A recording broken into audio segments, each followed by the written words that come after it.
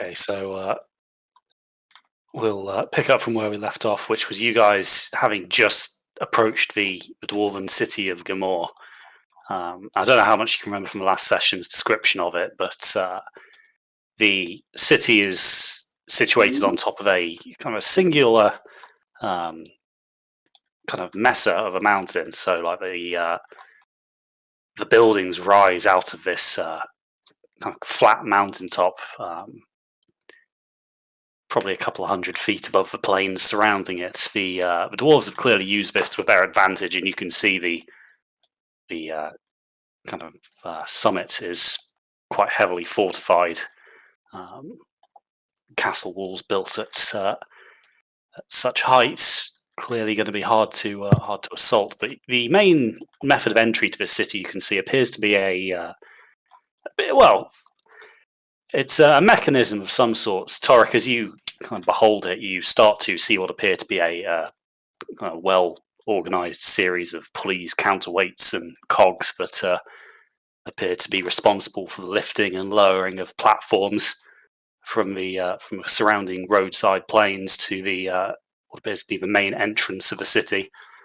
But as you guys get closer, you can see that the roads around here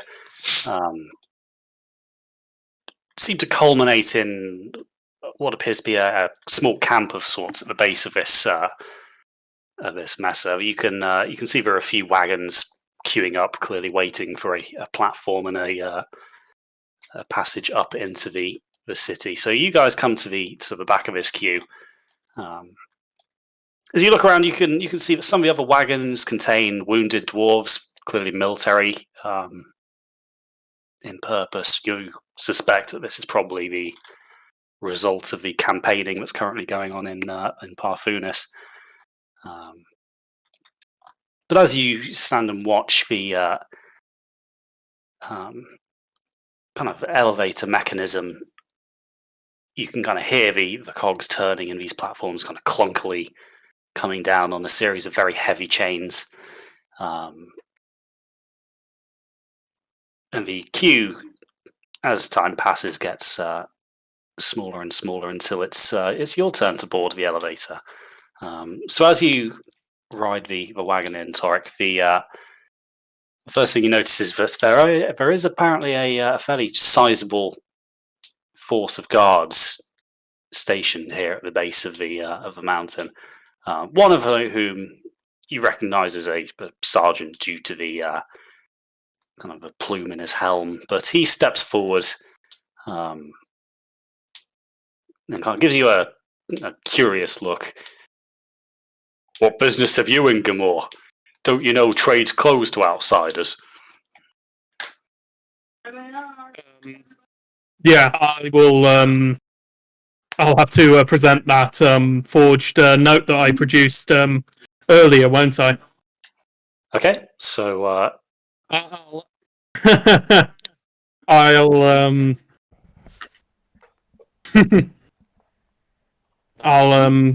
just turn to Triss and be like, "Would you be so kind as to give the guard this?" And I hand over the scroll. Just kind of like give an aura of, yeah, I am someone important. I won't even directly associate with you. Trace is gonna have a brief moment of confusion and grab the note and sort of walk forward silently. And she's gonna try and not meet his eye a little bit, try and act a little bit, kind of subjugated. Is that the correct word? But yeah, and then hand it over to him. Okay, so you kind of sheepishly hand over this documentation to him, and he, kind of pores over it for a few moments, but you suspect he's probably not going to be able to spot that this is a fake. Torek's work on this was, particularly good. And sure enough, after a few seconds, he hands it back, kind of shrugs his shoulders, and he gestures, Torek, for you to continue onto this platform. Excellent. I'll proceed. I will just nod at him and proceed.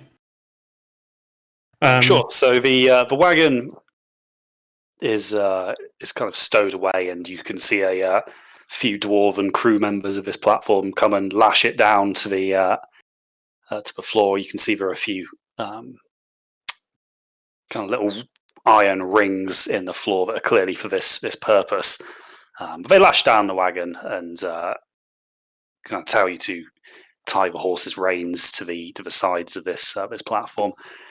But as everybody boards and the platform fills up, there's probably you and maybe 2 other merchant wagons on this particular one. One of the dwarves kind of gives a last tug to check that the rope's secure, and then you see him kind of raise his hand and make a gesture.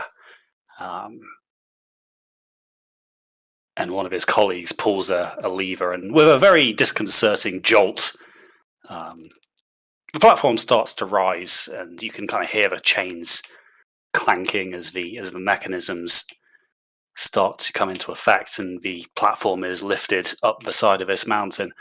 The views are spectacular as you kind of watch the ground fall away from beneath you. It's a little bit disconcerting, perhaps. The experience is not something that any of you have really had the chance to experience before, and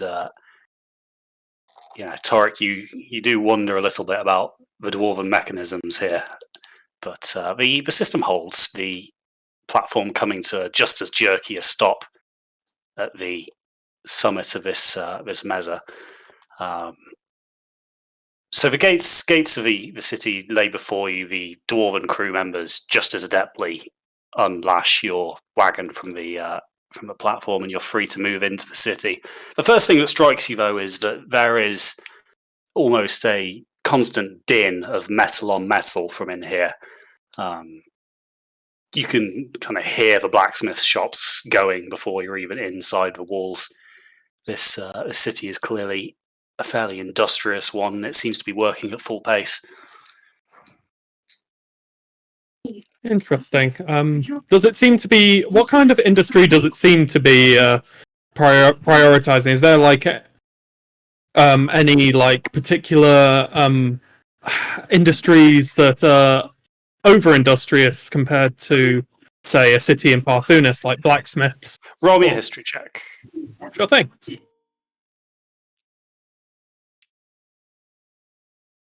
27. So Gamor is the very, very well-known and well-renowned centre of the Nordhamerian smithing efforts. Most of the kind of master smiths that you're going to find in Nordhammer, and indeed the rest of the continent, are located in Gamor, and as such, the city has kind of specialised into a very kind of metallurgical industrial base here. So you've got smithies for various things. You've got vast armories and arsenals that serve various clans, as well as your everyday blacksmiths who will make, the kind of everyday working tools that keep a nation going. Things like, farming equipment, just nails, sign hooks, whatever ironwork you need doing, you can get it in Gamor. The city is very renowned for it, but as a result, it does mean that the city is absolutely clogged with a very, very noxious and quite pungent smog. The kind of smoke coming out of these forges, chimneys, just clogs up the streets. Very cool. Yeah, I think maybe I'd like take a scarf and put it round my mouth and nose. Just be like, try not to breathe too much here. Might catch something. So as you guys enter a little deeper into the city, you can see that the streets have a kind of natural rise to them. It seems that the Mesa peaks somewhere in the center of this city. It's not, hard going as such. The wagon doesn't have any real trouble to it. It's only a few degrees, but there is definitely an incline. As you go around the immediate vicinity of the gates, you can see that this seems to house quite a few storerooms and warehouses. You could see various wagons containing what appears to be variant grades of ore being unloaded by a variety of races. The only thing in common they seem to have are the iron collars around their necks. But it seems that these guys are responsible for fueling the various smithies with their coal and their ore.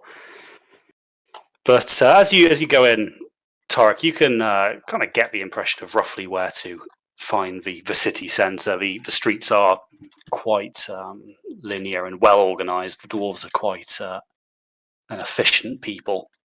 And as you enter the more kind of centralised area of the city, and the raise in altitude starts to become more prominent, the smog seems to lessen somewhat. The combination of being somewhat away from the worst of the forges and the altitude and exposure to the wind seems to be dissipating it a little better.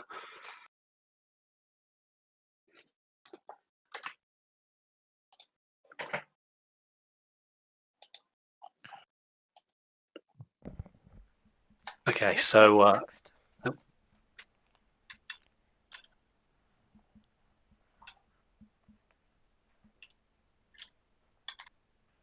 did you hear that guy? No, sorry, I didn't hear the end of that. Apologies. No. I heard your descriptions, but I didn't realise. Pascal just kind of asked where to. Oh, I didn't hear Pascal at all. Hi. So used to a voice in his head that he just doesn't question it anymore. The guards didn't ride up on the lift with us or anything, did they? Pascal, no. Once you there's no one escorting us or anything. Once you kind of showed them the papers, they were quite happy to let you in and carry about your business.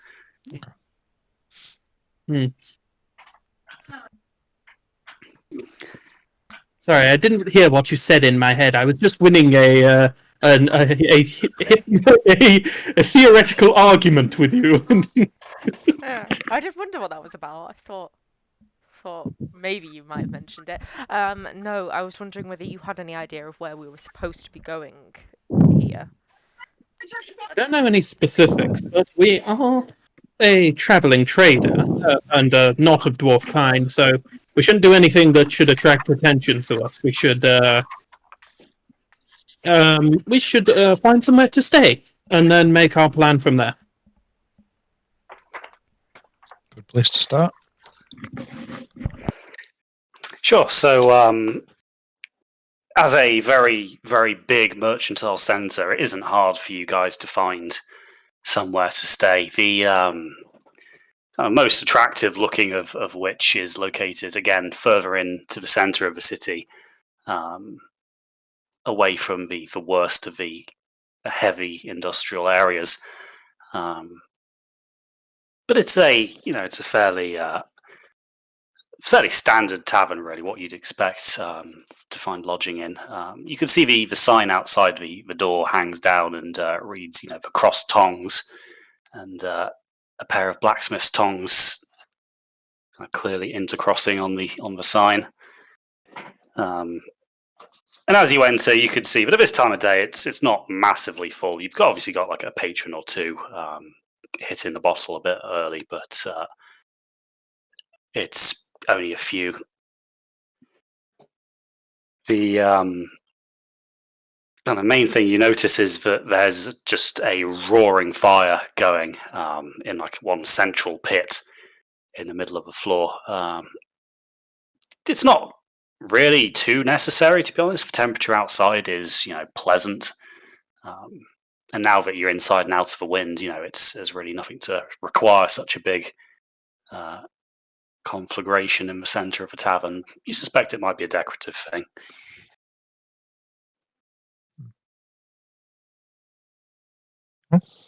Looks like a cozy spot. Yes, hopefully we won't draw too much attention to ourselves. So, as you enter and kind of round this fire pit, the barkeep sees you and he kind of raises a hand and beckons you over to the bar. Travellers! Been a while since we've had any foreign merchants. Glad to have you in my inn. What can I get you? We've got some stonebreakers on draft if you're after a little something to take the edge off your travels. Are they So the that's an- rocky ones? Oh, I see you're a connoisseur. Well, I could definitely arrange for that. I think that would be splendid. It has been a tough travel, especially for a gnome like myself. These mountains are quite bitter to our liking. No offense, of course.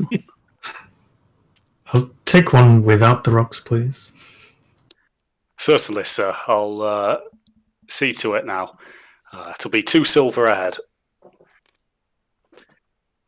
You, in fact, roll me an insight there, Rulin, because that's probably okay. going to fall under your. Mercantile. Yes.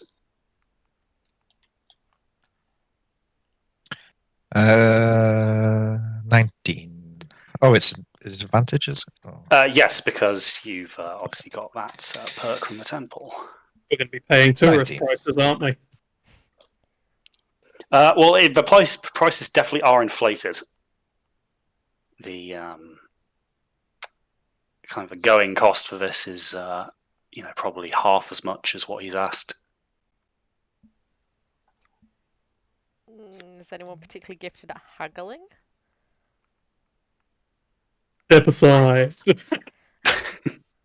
Oh, Well, I'll sort of give Torek and I like a raised eyebrow, like after he says the amount, like it seems a bit high. I'm sorry, sir, but what with the current situation, it's quite hard to get the Parthunian grain we need to brew it anymore. So I'm afraid the prices have gone up accordingly. Interesting. I thought the dwarves would make their beers out of mushrooms from the north. Don't At be least you daft. did in your history. for an intelligent dwarf, gnome, he really doesn't know very much about brewing beer, does he? For an alchemist. Hmm. Yeah. And You know the that. history of brewing beer? It's what your Mushrooms. ancestors did. The merchant just kind of looks at you as if you're slightly crazy, as if to say, who the fuck brews beer out of mushrooms? Rules, I'll just pull out his coin purse and pay for the drinks. So yes, he takes you the money, and a few moments later, he returns with the tray full of the kind of the dark bitter ales, and on the side he's brought along a little kind of bowl, the sort of which you might get peanuts in an English pub, but instead here is an assortment of various grades of pebble. Well, I'll let you choose your own mixes here, but it seems the lass knows what she's doing, so I'll leave it in your capable hands. Sorry, I misheard you, and you said in a few months he came back. Yeah. Service around here is terrible. Yeah. He is not getting tipped. What brings you to Gamora, if I might ask? Just on my way further north, providing my services. Brought this entourage with me. You wouldn't happen to be a merchant, would you? Yes. He kind of nods at this, says, well, if it interests you, we do have the mercantile suite available. As I said, it's been a while since we've had travellers. We'd be more than willing to offer you lodging for the evening. I think that would be splendid. What's the damage? It'll be 5 gold per night. Woof. Isn't that a bit on the price? Is that 5 gold for all of us or 5 gold each? For all of you, yeah. Oh, okay. For the Okay. room. For the suite. I'll take this one. Okay. Right, that's perfect. I'm going to need a name for the guest book, please. Torek?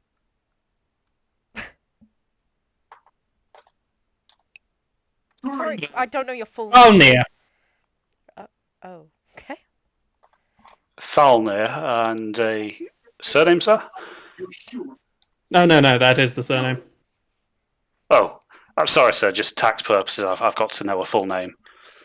Very well, I give Falnir's full name. I don't know what his first name was. Okay, so you give him Falnir's name, and he hands you a set of keys. It's the big room at the end of a corridor upstairs. Can't miss it. The room should hopefully prove to your liking. It's most luxurious.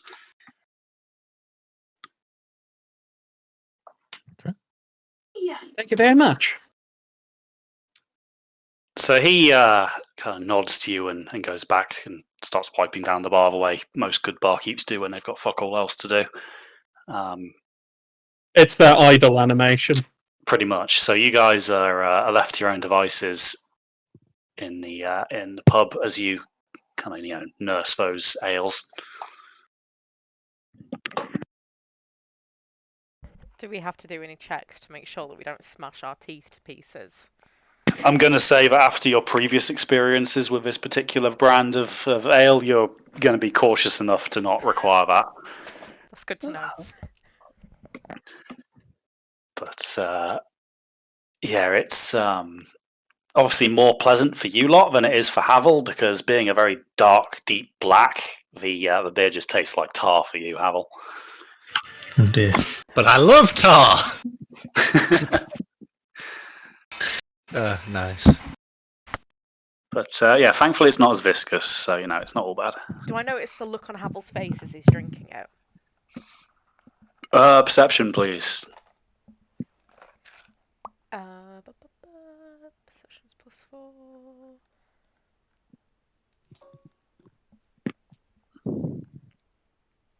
That's 23. He looks fairly unfazed. Okay. Clearly used to drinking foul substances. Don't need to change this one up for him too much then. No.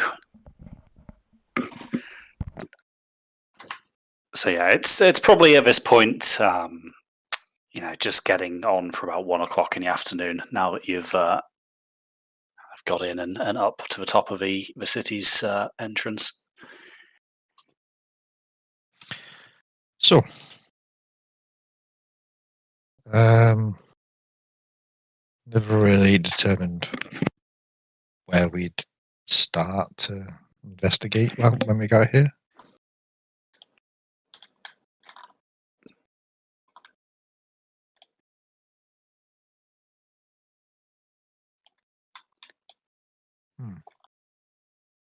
I have no idea.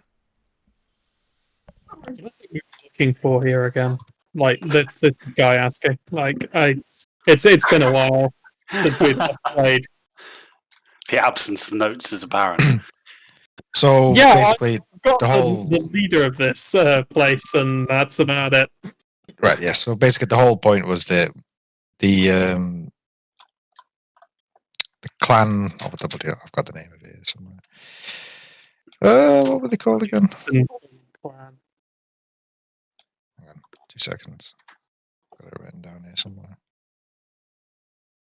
No, literally, I think it's Mountainborn. Ulfred Mountainborn is the leader.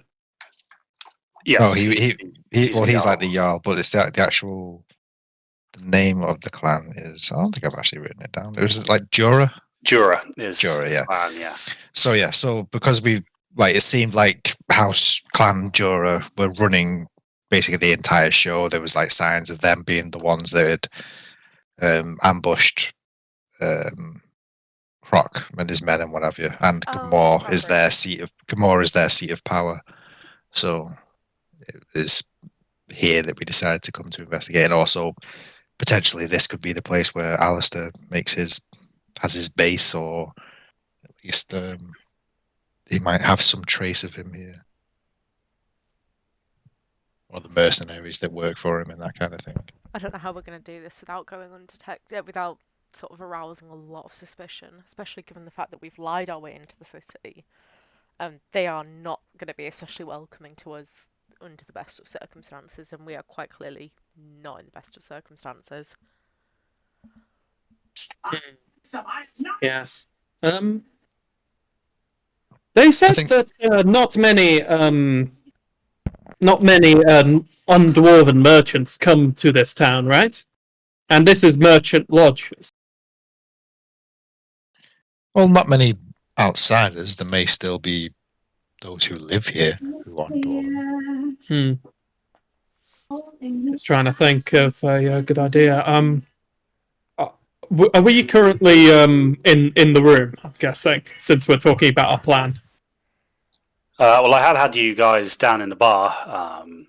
But obviously, you've got the room key, so if you wanted to migrate upstairs for a bit more privacy, then that is definitely on the cards. Let's go upstairs.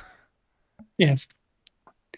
So, Tarek, as you unlock the door, the kind of room that you've been given lives up to the advertising that the barkeep told you about. This is clearly a area reserved for people who have the coin to pay for it. The beds are, proper four-poster kind of deals with actual kind of proper mattresses and linens, rather than the kind of the cheaper alternative of just being padded straw. Clearly, this like... is. Oh, sorry, carry you on. go on. I was about to ask a question about the linen.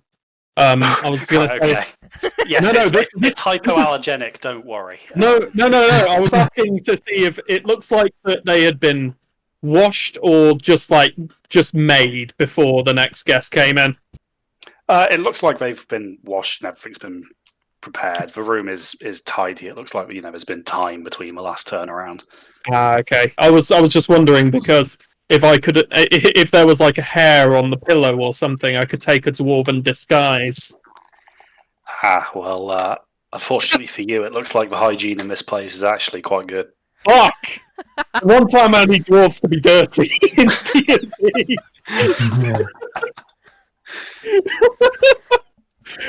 We should go to a dirty earth.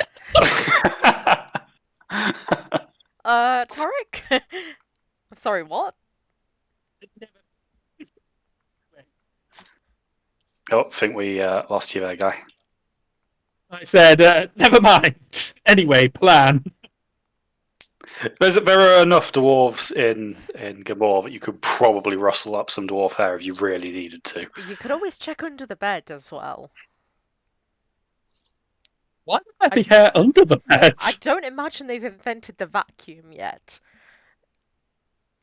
These things happen. You're obviously not a girl and don't have to deal with as much hair.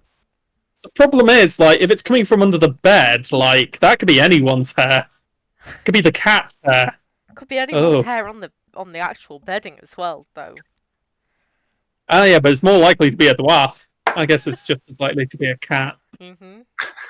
Oh yeah. I haven't seen any cats, which is a good sign, but... Jesus Christ. All this for just to get, a disguise! I love how he's going for a disguise when he has a writ of passage for the city as well. Yeah. Well, it was just that, Triss was like, oh, yeah, we're going to be under suspicion because of our race. And I was like, but what if that didn't matter? I think maybe as long as we don't do anything to draw attention to ourselves, we might be okay. I mean, Yes. Yeah.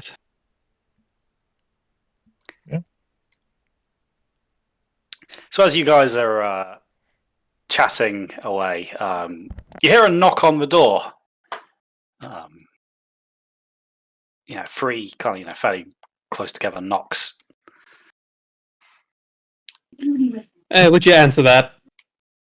I say loudly enough so, maybe they would hear it.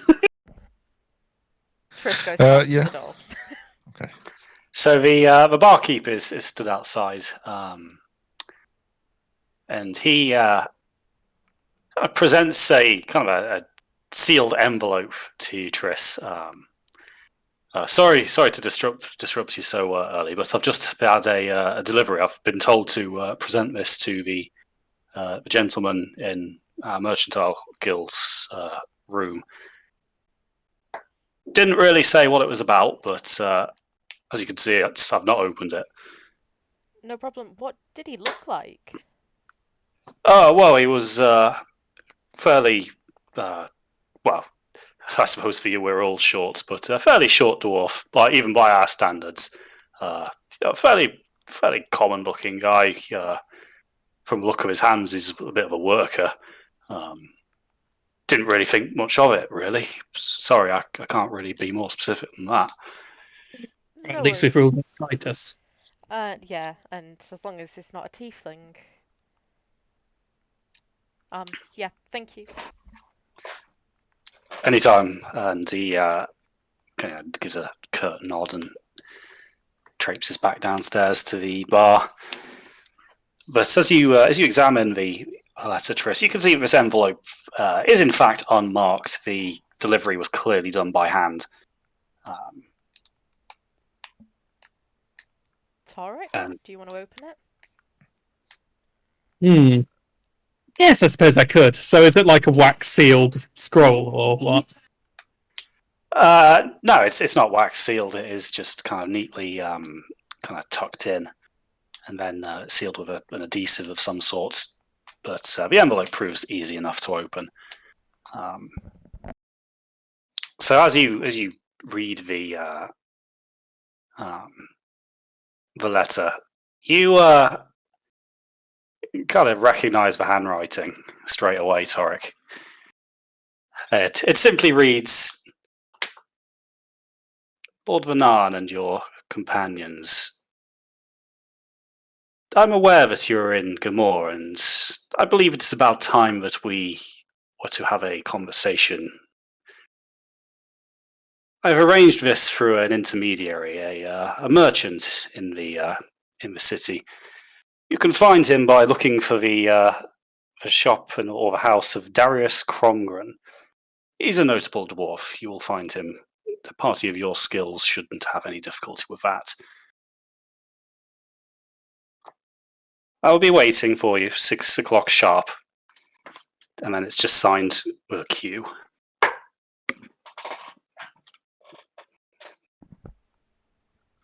You guys have no idea. Julius? Snowed in Los Angeles?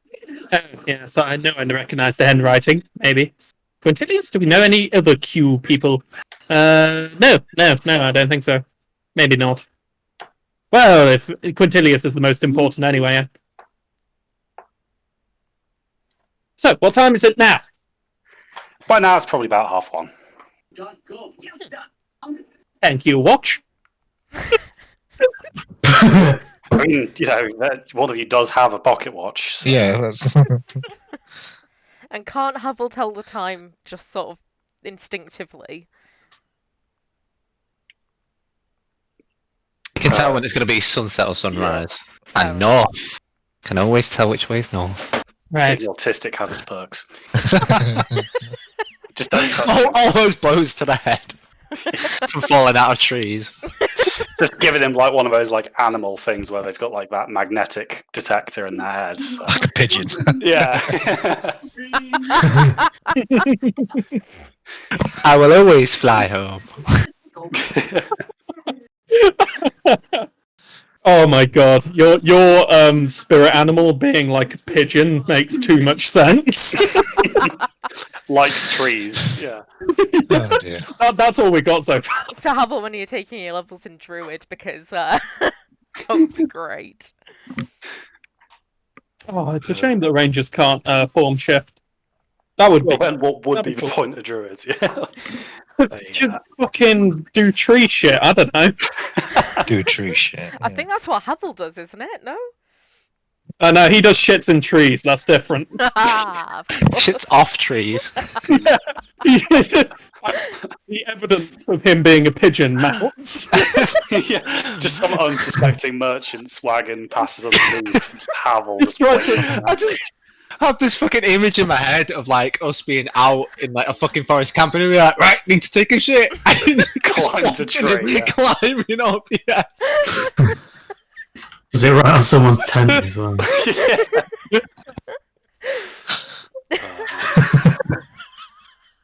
No, Oh, we've that's so we've good. stopped we've stopped camping under low hanging branches for that exact reason. Yes. To be honest, So there'd be a lot of leaves to wipe your bum with. Oh Okay. God. true. But Crispy, can we please? yeah. Pass Yeah. this Where with some were speed. we? So yes, the letter. Right, I think that gives us a few hours, actually. Why don't I'm working on a pair of braces right now. They're not so magical looking at the moment, but give me a few days and, it'd be a little gift for Havel. I've given nearly everyone else little gifts, Havel's turn. It's been a while. Okay. So Torrid Well, starts to tinker away with his toolkit and a pair of what appears to be van braces for the forming. As he says, it needs a bit more work, but it works reasonably quickly. So obviously, the rest of you also have some downtime. So whatever you want to do. well, while we're in the most famous smithing city in the world, probably be a good chance to check out some of the wares. Could be a good place to sell some gold. Actually, I was thinking about that. Seeing as the gold that we have is stamped with the seal of Clan Maybe Jorah. not a good place to sell some gold. Yeah. Unless Torek could maybe put a new stamp on it, make it look not so suspicious. It's a shame Titus isn't here. I feel like this is something that he might do well at. Hmm. Titus does have experience with smithing. That is true. But Torek is an alchemist, and alchemists are fairly fond of gold. So who knows? You might know a thing or two about it. I am quite fond of gold, yes. I can turn it into devices of deadly intent.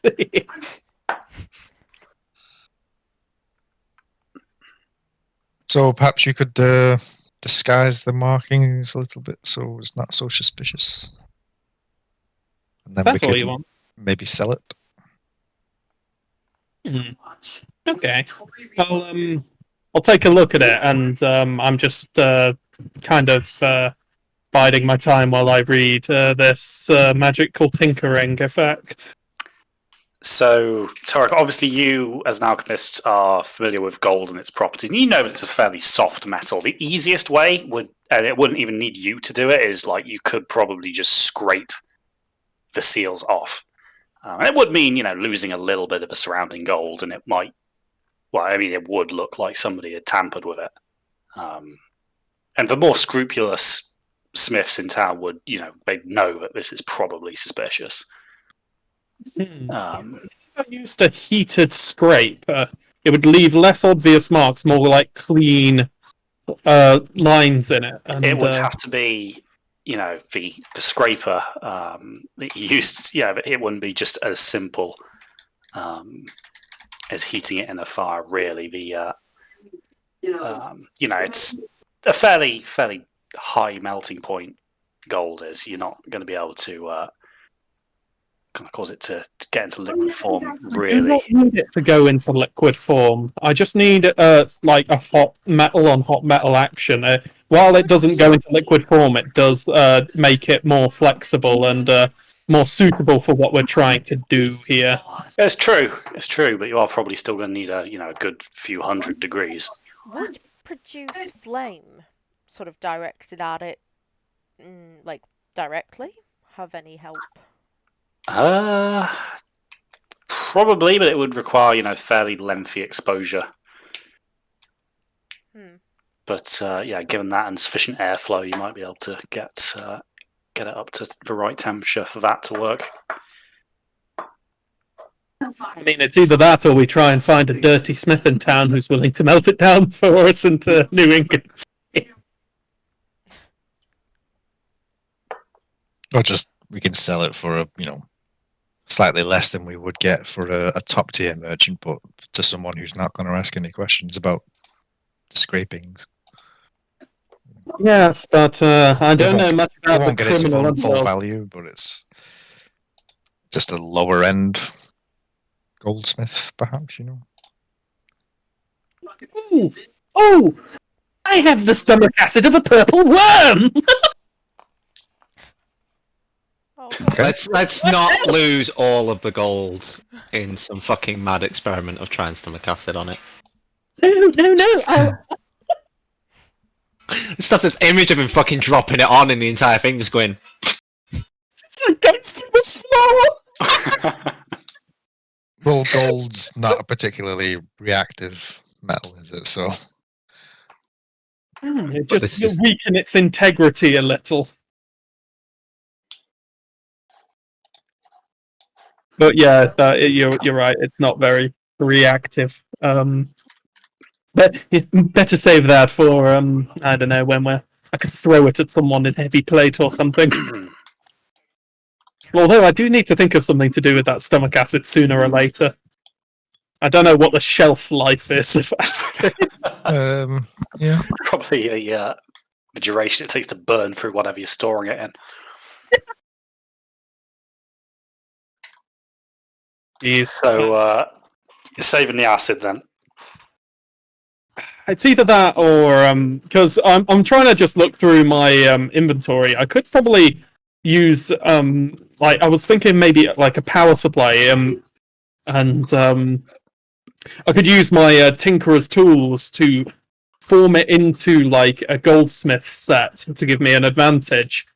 In tandem with, I could just put a few hundred volts across it to heat it up, and then work on the gold. That'd probably give me a pretty high roll, right? It's a fairly Conduction smithing. it's a fairly ingenuitive solution to it. So yeah, I'd say that'd probably help. Yes. I've got the strange ceramic mask. I don't think that's giving off any power, though, is it? Seems like the kind of No. thing where I plug power into it and something might happen. Yeah, yellow- that's, Oh, I've got homie's. Chances. I got homie's yellow gem. The citrine gem. Yep, that's still got some juice in it. Lovely. That'll do nicely. Homie, don't let me down now. Okay, so describe the process to me in depth. Cool. So I can imagine like Torix just kind of like setting up a lot of like metal rods, bladed pieces, and like configuring them into like an improvised tool on the spot. This actually does take quite a while because the action tells me it must. But he's taking his time to make a proper port for this gem to make sure it transfers to the blade perfectly across it, and a good distance handle to keep my own hands safe. And essentially, what I'm imagining, for lack of a better term, is like a heated potato peeler shaped blade. Right. Like just to like scrape the top half of the gold off, just like it, and like maybe like a replaceable blade on the bottom like blade, so I don't dull between treated ingots. Okay, so it takes you a while, as you say, to rig this up. If anyone else you wants get it, yeah. now's your chance. But yeah, you got to click it into life, and sure enough, the blades start to kind of glow a dull orange color as the kind of the magical energies cause them to heat up. So you slowly kind of lay these blades across the kind of the indented stamp here, and you're able to kind of slowly draw the blade across it, and it kind of lifts away the top layer of the gold containing the seal. And whilst it is clearly quite obvious that something has been, removed from this bar, you've probably lost maybe I don't know, couple of inches in length, and then less than a millimeter thick kind of layer of this. Nice. So And, it's not a really- huge dent in the ingot. Gold shavings to my inventory. Torek is an efficient little bunny, and I'm pretty sure I can find a use for gold shavings. Yeah, you can use those gold shavings. Obviously, they have no value as currency at the minute, but yeah, if you wanted to use those in an experiment, it would save you melting down any coins. So it takes you. It doesn't take you anywhere near as long as making the device to kind of go over and process these ingots in a similar manner. And yeah, the rest of you kind of just watch on. Yeah, and like by the end of it, I'm just kind of like buffing out the corners where it would show the tampering the most with like a steel wool or something. Actually, probably not steel wool. That would scratch too much. But like, like a soft An abrasive of sorts. Yeah, an abrasive. So I'm just like rubbing around the edges of the top, just being like, "So, what do you think?" And like, hand Triss one. I'll give it a look over. How does it look? Convincing? Again, now that you know that something's been removed, it's kind of obvious. And you imagine that a smith who deals in golds is going to probably realise as well. But it doesn't. Just because a seal is missing, they're not going to be able to work out which seal, regardless of what they might suspect. Okay, so we're not going to a top tier establishment to get rid of this, but we'll be okay-ish. Well, good luck finding someone for it. I say we've got another couple hours before we start off with our little adventure, lifting up the scroll that we got earlier. Not scroll, letter. God damn. I've just got it solidified in my mind. I love receiving scroll, my dude. Okay. Yeah, so Torek goes back to his van braces. All right. Is there anything cool you wanted signed on this, Havel? Perhaps like a dragon or something? The human sign dragon's cool, right? Your D6 is so tiny! What? Oh, look at that little fella! Oh, he's so cute! What the? What just happened? I don't know. I'm not sure that it was a metaphor. Okay. D6, it's so tiny! Oh. That was a Torek pointing something weird. The Oh, I tabletop. see. Right, okay. I don't know. You could always put a snake on it, given a surname. I mean, snakes are gross, right? Though, right? Whatever. The difference between what gnomes and humans find cool is very different.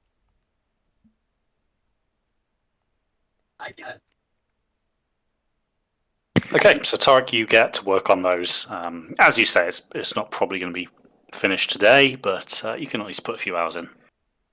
Yeah, that's lovely.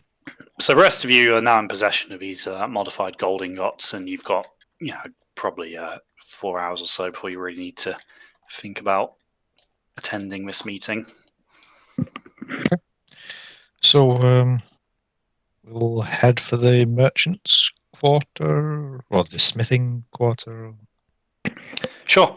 So you retrace the steps you took earlier, kind of back down into the thicker of the city's smogs.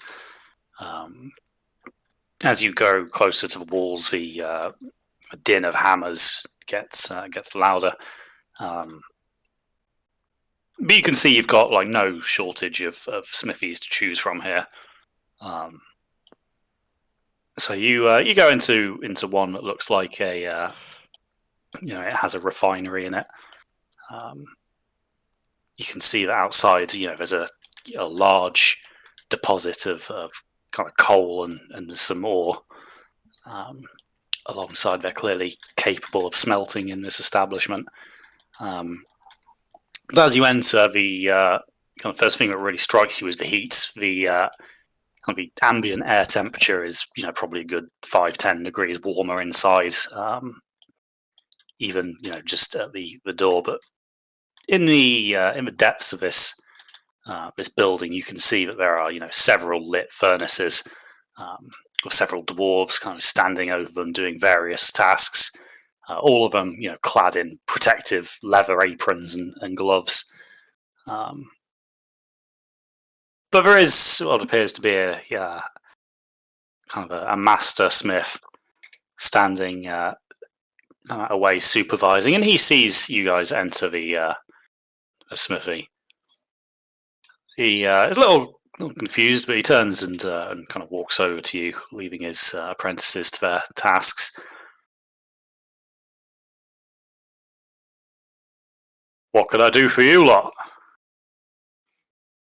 Clearly not expecting visitors. Well, we're in town on business, and we have a few things you might be interested in purchasing, perhaps.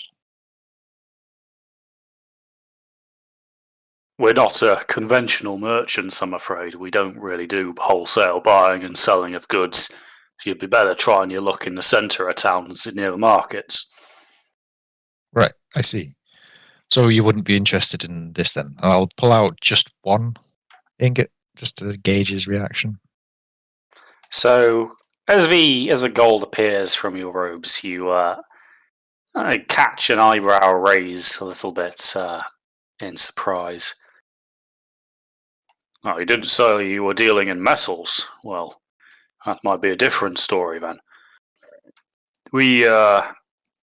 Yes, we could probably find use for that. Come with me, and he leads you a little deeper into the building, past these blast furnaces, and into a kind of tucked away alcove that clearly serves as a rudimentary office of sorts, where you can see a few ledgers full of kind of loosely stuffed papers are stashed quite haphazardly against a wall. He beckons for you to take a seat and pulls out a chair of his own. Okay, lad. Now I'm going to give it to you straight here. I'm quite willing to take your gold from you, and I'll melt it down for you. I'll get you some coins for it, but my discretion's gonna come a bit more dearly. Right, I see. So we did value the gold bars previously, didn't we? That the gold bullion. Yes, yeah, the bullion bars. How much did we value them at? I think I said 500 gold apiece. Okay. So going into the negotiation, knowing that, so what kind of offer could you make for just one of these bars? So a bar like that, and he beckons for you to put it on a set of scales on the table. Okay. So he kind of carefully counterbalances it with a series of lead weights. Well, a bar of that weight, once I've melted it down into its subsequent coins, I could probably give it to you for about 490 gold pieces. However, whilst you might have done a reasonable job to fool a layman, I can see that you've had that seal off, and that makes me think that this is hot property here. Now, don't get me wrong, I don't mind that. Once I've melted it down, no one's going to be able to tell, but I'm running a risk by even talking to you here.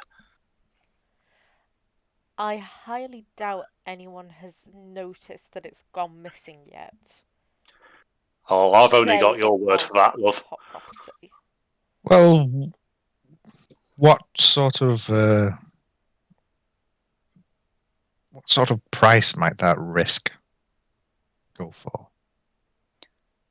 Well, if you're going to be offering me this, I would be expecting probably out of that, I'll take the 80 coins and you can keep the 400.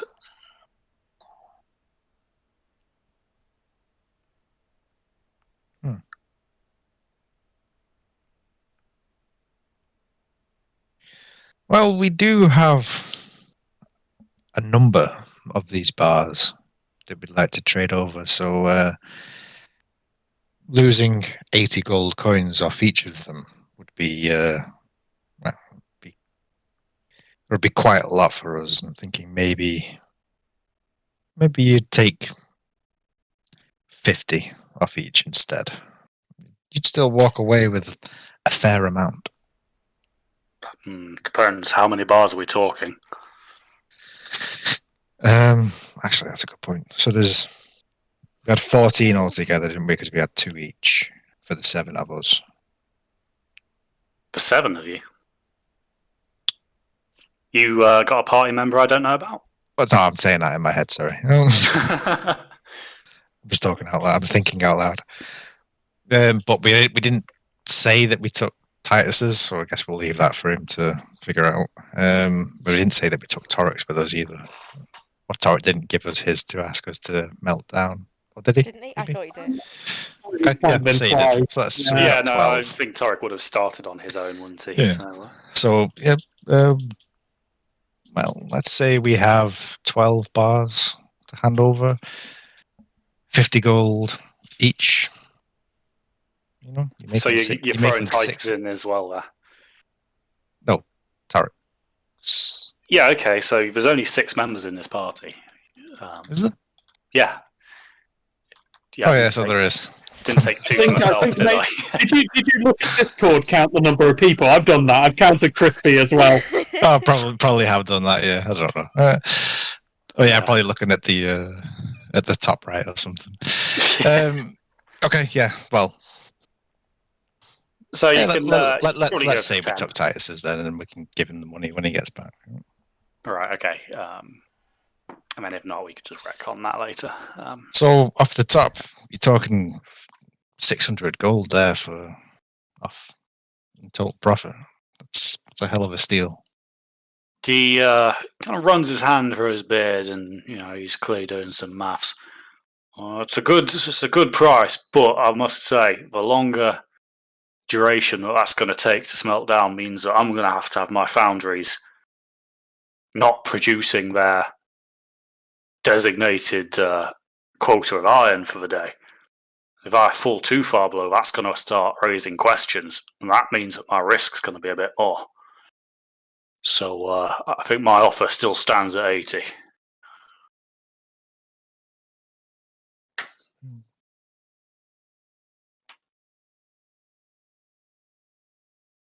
$65. 70, and that's the lowest I'll go. 70. I think we can deal on that. He offers you out a fairly soot-covered hand, and kind of says, "I think we have a deal then." Okay. So with the 10 gold we've lost off each because of the scraping, that takes them down to 420 each we're getting for them. So 410, I'd say, because he offered you. He said they were 480 at the start, and he's. Well, did he say 480? I thought he said 490. No, the 20 gold's worth for each shaving. Okay, so 410. Yeah, so still a tidy profit. Okay.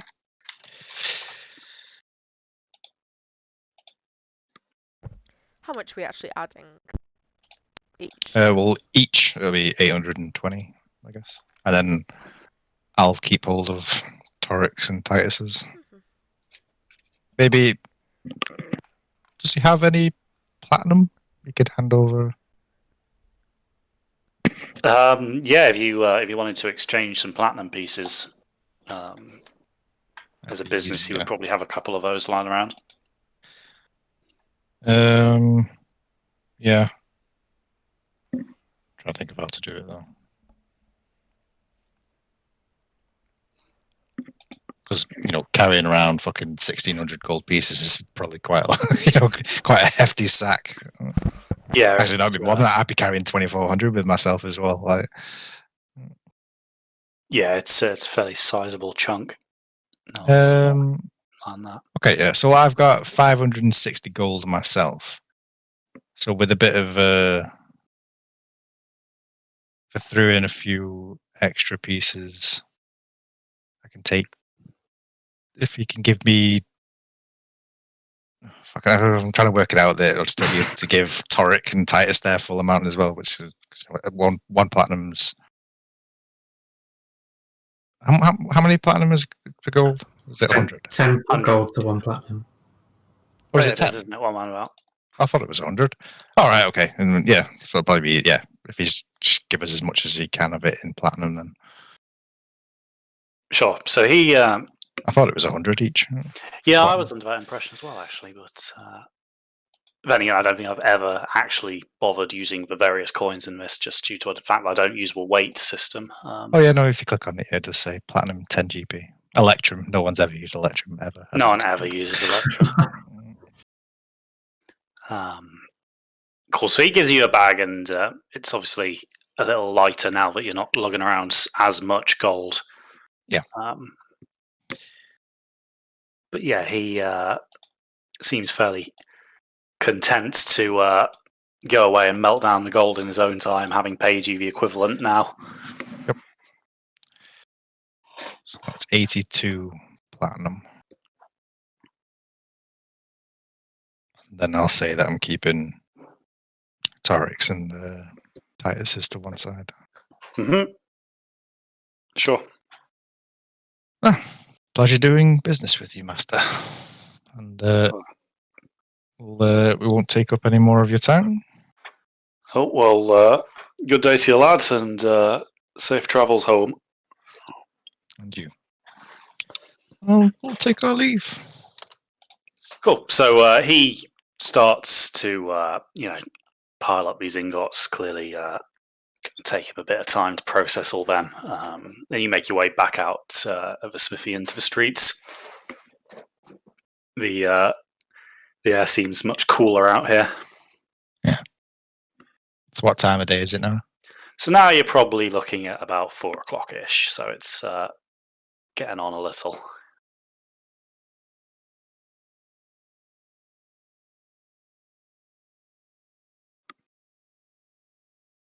What's everyone thinking?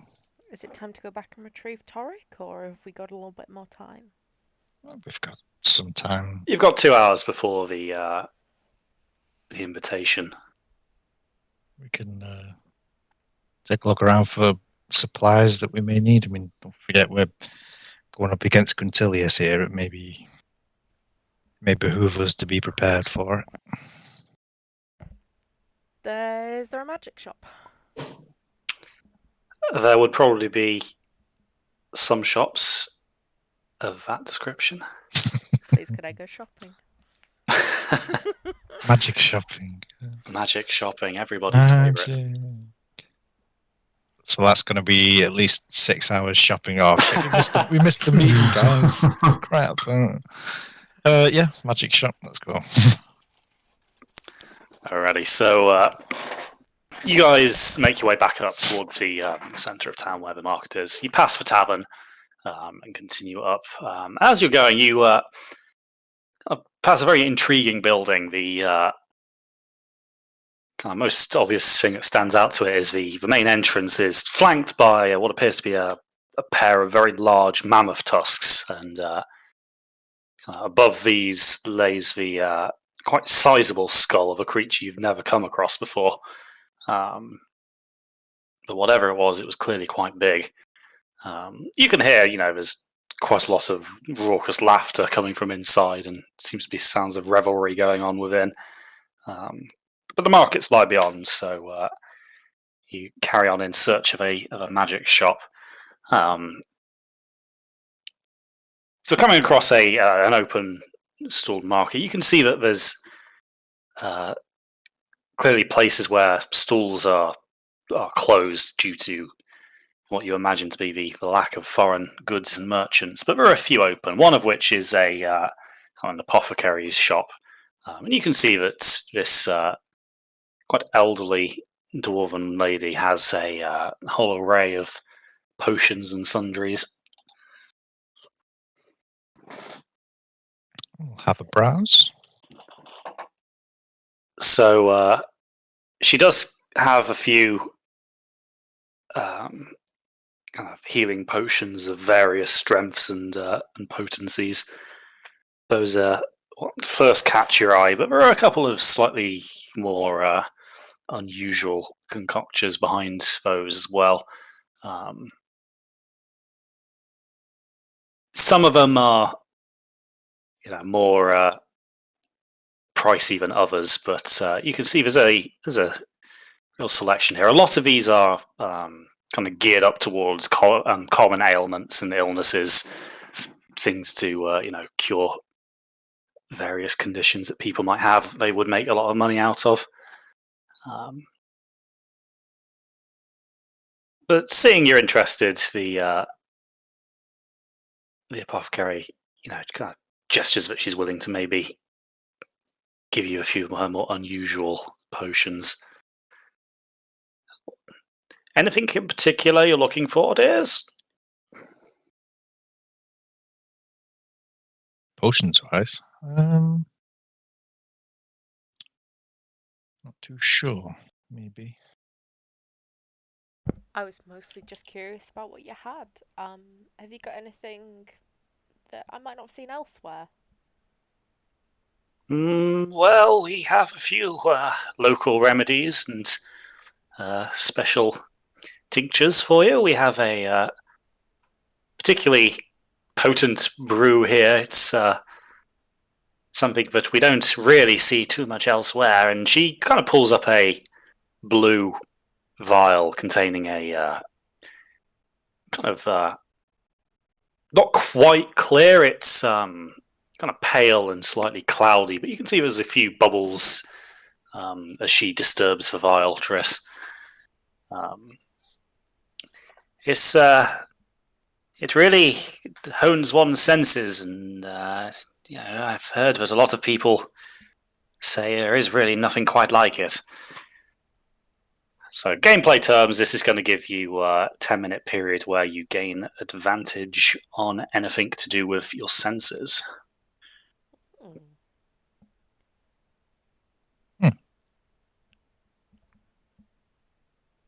And how much was that? It is 30 gold pieces per bottle.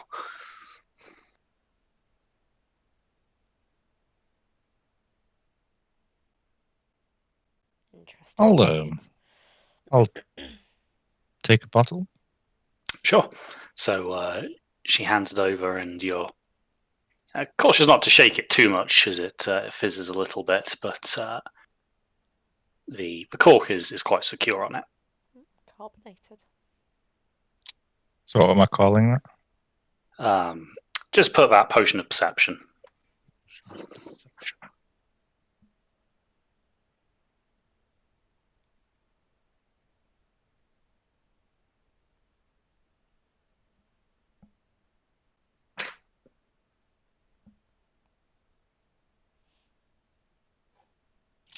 So she pockets the gold, clearly fairly happy to have had some business today.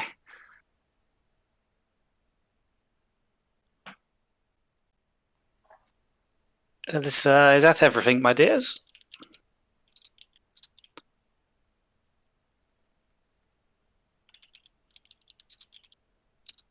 I think so, unless you've got anything else that you think would be worth us seeing.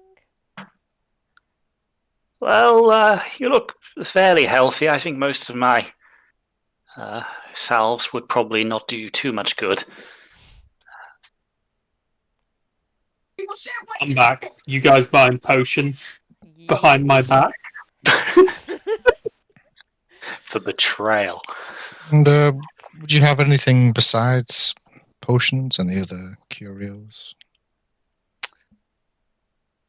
No, I'm mostly focused in the healing business. I have some herbs if you're looking for something not in potion form, but I'm afraid really that's my speciality. Oh, I'll lean over the counter and just say, "Do you have any coriander?" She looks around slightly, over her shoulders, leans in. I might. Who's asking? You're not a cop. Wasn't aware it was a controlled substance. You never know who's after it. I hear that there are some dodgy people who use it for dodgy things. Well, I assure you I'm not one of those types. So just looking for some personal use, that's all. Well, I don't mind supplying it for personal use. That's what you do with it is up to you. But she kind of reaches into her little handbag and pulls out a small, kind of little vial containing some kind of chopped leaves, and kind of slowly slides it across the counter to you. To be 10 gold pieces, please. 10? It's for good shit. Hold up. Okay. Hold up. Triss is going to walk across and just quietly open the bag and give it a little sniff to verify that it is in fact coriander. It is in fact coriander. Triss Coriander nods isn't the street name for something else. yeah, just given the price. Triss is going to nod at Rule and shrug and walk off. Okay, I'll hand over 10 gold. And she releases her grip from the coriander and quickly snatches up the gold and again checks to make sure no one saw. Okay. I'll definitely put it in like a back pouch, out of sight. Sure. So, yeah, cool. You're now a proud owner of coriander. Cool. Nobody tell Torek. It's a surprise. Torok's already got a coriander. Well, now he's going to have more. Might be a different variety. Can a man have too much coriander? You have to I don't ask. think Torek can ever have too much. Only if he has too few carrots. That is the problem. Okay. Any other stalls then? No, afraid not. The market again seems to be deprived of a lot of its usual stalls. So no magic items, unfortunately. Suspect it's probably going to be like that for the duration of the war if they're intent on keeping foreign trade out. It's like fucking Brexit. Okay. Okay. Can't think of anything else that we could buy. I've got all the arrows that I need. Well, I guess this is just regular kind of supplies and what have you, but I'll purchase a few more oil flasks from somewhere. The apothecary might have some of those. Yeah, I should be able to hook you up with those. A few flammable. Let's say buy 5 of them. So 5 oil flasks. Let me quickly just bring up the guide for that. It says 1 silver, but my world has inflation, so it's going to cost you about a gold apiece. So 5 gold there. Okay. That's fair. What else have we got? Because 5e economics is silly. It's like, yes, you can either buy 1 healing potion or a flock of 50 goats. Yep. Not to give anyone any ideas. Buy a healing potion with 50 goats? Somewhere Titus's ears prick up. I could buy many, many flocks. Cool. So, so there's nothing else I can think of that I need to buy. Anyone else? Nope. Materials, components, No, good. arrows. The potions and stuff. Oh, actually, that's another thing. If we head Well, if no one else is buying anything, we can head back to the room. But actually, I want to stop by the smithing center again. Hmm. I want to see if I can purchase some more iridium to finally make a pure blade for my spear. Sure. So But I just want to purchase the iridium ore itself. And then, like the ore itself, well, or like or the just- a or refined just- ingot. well, if we can get the refined material itself, Sure. So because you are in, the really industrial heartland of Nordhammer here, um, you're able to find a merchant who will deal wholesale in metals, and he has a good amount to offer. You can see that he has a fair amount in stock, both adamantine and iridium. So if you're looking to kind of buy enough to forge a full, pure blade of iridium for a kind of a spearhead, you're probably looking at about 600 gold. That'll set you back. Okay. So with the spearhead that I've already got, if that was smelted down and It'd probably, once you've kind of smelted down, that might cover about half of it. Okay. So say 300 gold.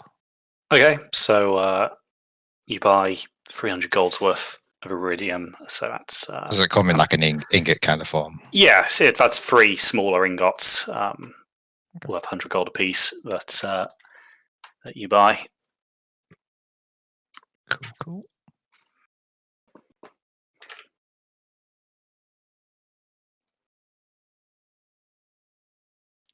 Nice one. So anyone else needing to purchase anything? If not, we'll just skip you ahead and get you back to the tavern. Cool. So, Ruin, you return with the others to find Torek still tinkering away on his little project there. By now, it's getting on for about 4:30. Oh, you're all back. Thank God, I've lost the measurements for Havel's arms 5 times. So, what, it's been a few hours? Yeah. We should start getting ready to leave, probably. We should make sure that we're all prepared for whatever might happen.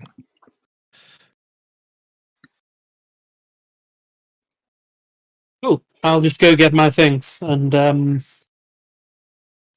yeah, and we'll be ready to be off. Sure. So, Torek, you pack up your tools and make sure everything's stowed away. Did you manage to pawn off the gold? Oh yes, I'll hand over the gold or platinum. 120 gold or equivalent coins. Wait, how much? 820.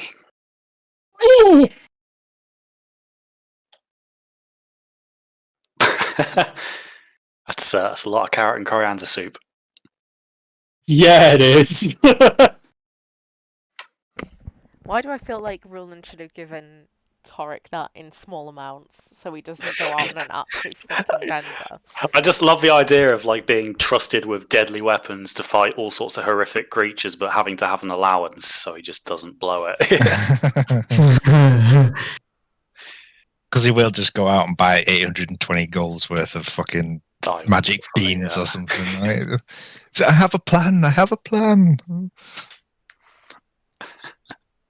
Cool. So, yeah, Tarek, your coin purse is significantly heavier on their return. Excellent. Now, I think as we're leaving, I'll lock the door and I don't know. I kind of feel a little suspicious right now. Now we're in a town we weren't familiar with, and now we're carrying a ton of gold. We should be careful. I'm going to do something like lodge a coin into the top of the door frame. So if someone Right. opens it and it falls, we'll Little know if someone's telltale. been there. Yeah. Yeah. Okay, so you take the time to do that. Or, well, more specifically, you instruct Havel to do that because you can't quite reach the top of the door frame.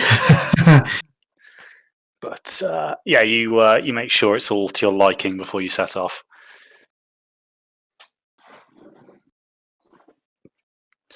Fantastic. And yeah, that leaves us with a bit of time to find this gent we're looking for. You know, what's his name? Darius Corngrin. Okay. Yeah.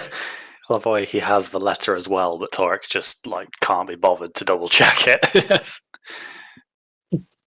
Yeah, I wrote some note on the back of my hand, but it's all smudged now. Okay, so yeah, so you've got a little bit of time before the meeting is due to start. I'll give you a little time to maybe make some inquiries. Yeah. Well, he was a merchant, wasn't he, Darius? Why don't we ask them? Yes, that was. So the merchant. Oh yeah, we could do this. I mean, this is a merchant's inn. He would know of popular merchants, wouldn't he? I mean, it's worth trying. If not, we can try elsewhere. Wander over to the bar. So barkeep looks up to you again and gives you a nod. Evening, everybody. I trust the room is to your liking. Yes, quite comfortable.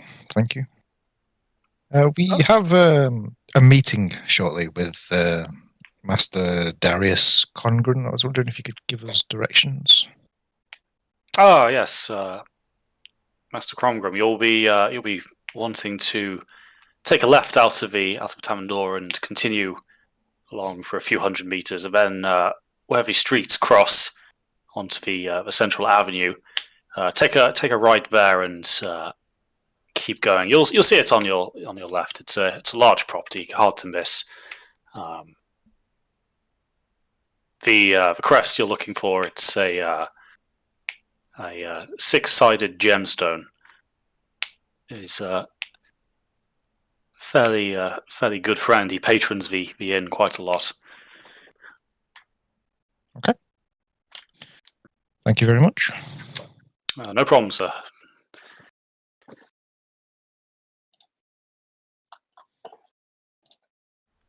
We'll head out, I guess. Yeah. Yep.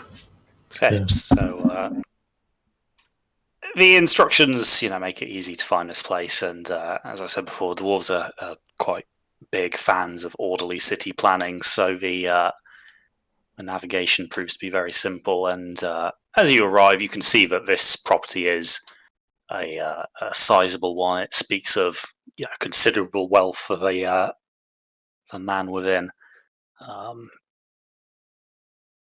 You imagine that in a pretty industrious city like this, real estate comes at a fairly hefty premium, especially when the obvious natural expansion is limited by the topography.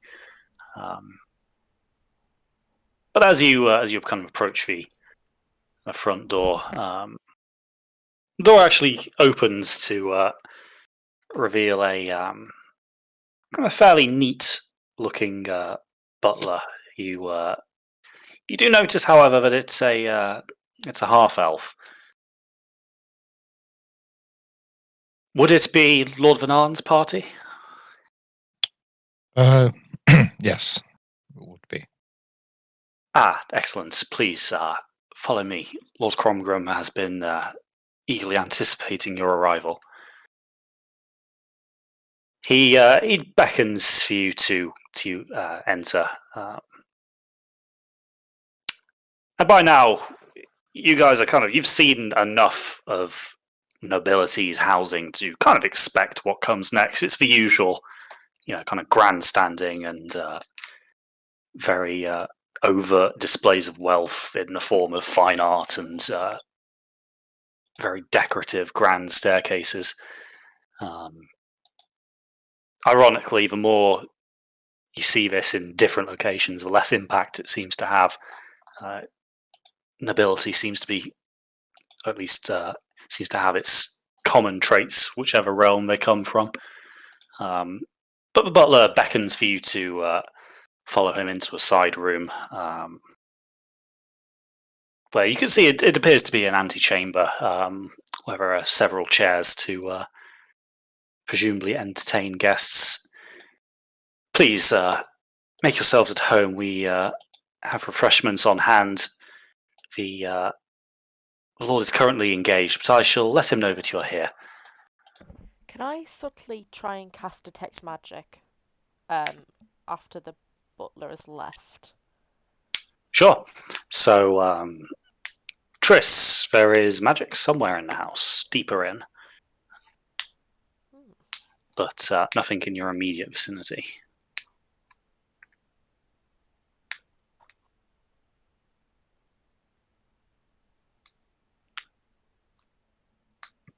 Okay. So the rest of you notice a kind of a small table which has a few glasses of what appears to be a fairly kind of simple set of refreshments. So you're kind of talking a little kind of pitcher full of what appears to be wine. A few nibbles, things like that. Nothing too fancy. Just as he said, a few refreshments while you wait. And he probably keeps you waiting there for about 10 minutes before the butler returns.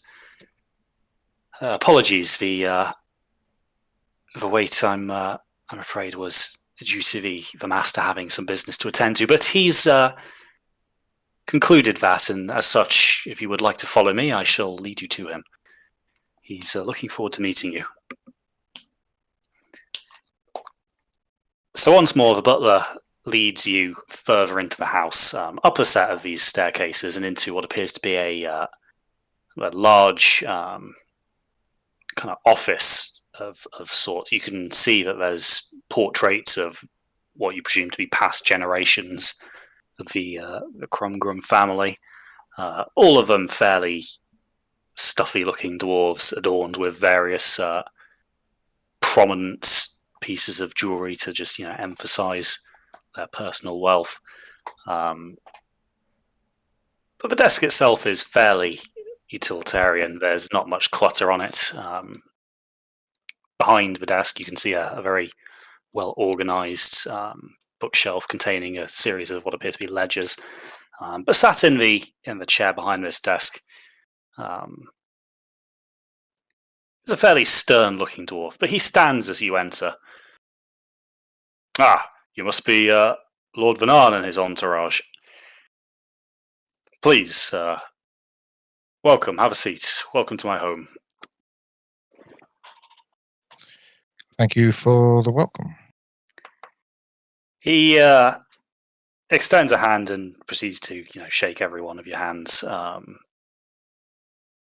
As he beckons for you to kind of take seats across various chairs and ottomans in the office, he nods a little bit and says, "I must say you have a very keen sense of punctuality. I must admit I wasn't expecting you until a bit later, but it's of no matter. It's good that you're here. I know that our counterpart is also not a fan of tardiness, but I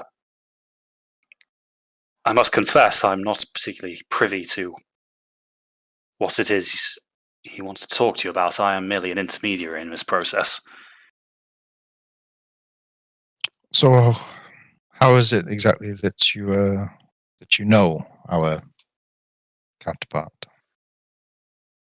He's a business associate of mine for a few things. He has several stakes in a few of my enterprises.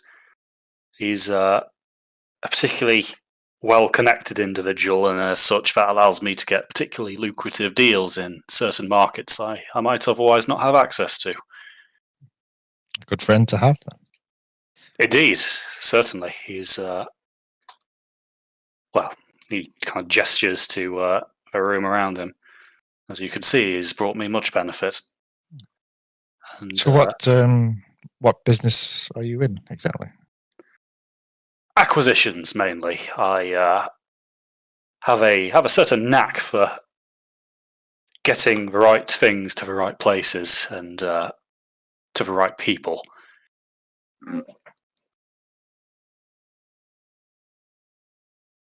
He's roll me an insight there, Roulette. Okay.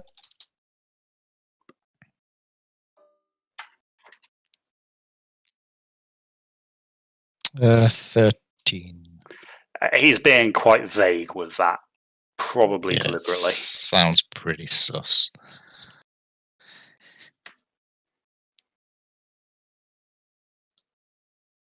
He doesn't really care to elaborate much more, though, so quite quickly changes the subject. I must confess, I don't really find myself all too familiar with your guild. We dwarves tend to use our own in-house slayers, if you will. Well, we don't travel much into Nordhammer, to be fair, so it's not surprising you may not have heard of us, but we have a fair reputation in the kingdom and the empire. Well, it's probably for the best. Our slayers are a fairly territorial bunch. They don't really take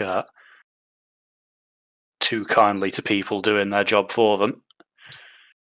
No.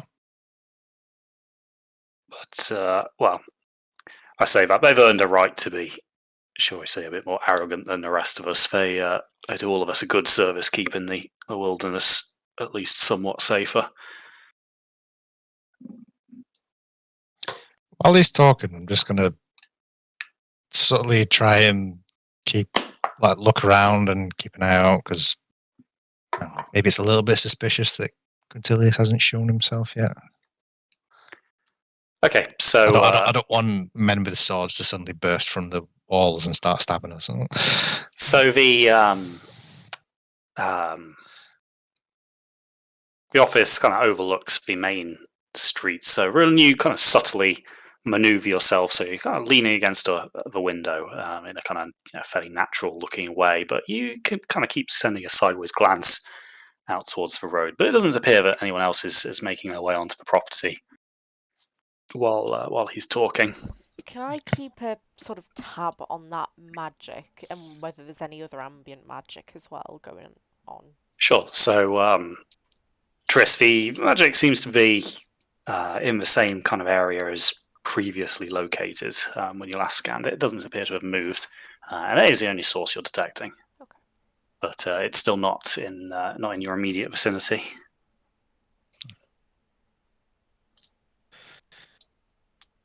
Well, after our business is conducted, perhaps we could have a discussion of some acquisitions you may be able to assist with. Well, certainly we can. I can definitely look into that. I've, as I said, a bit of a speciality in that department. But And I trust that your discretion will be well suited to the task that I have in mind. certainly, sir.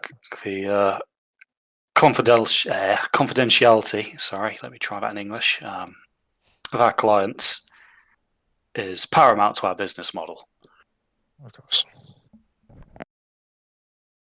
If we were to request some rather, let's say, items of a volatile nature, I'm sure you have storage facilities that could handle that.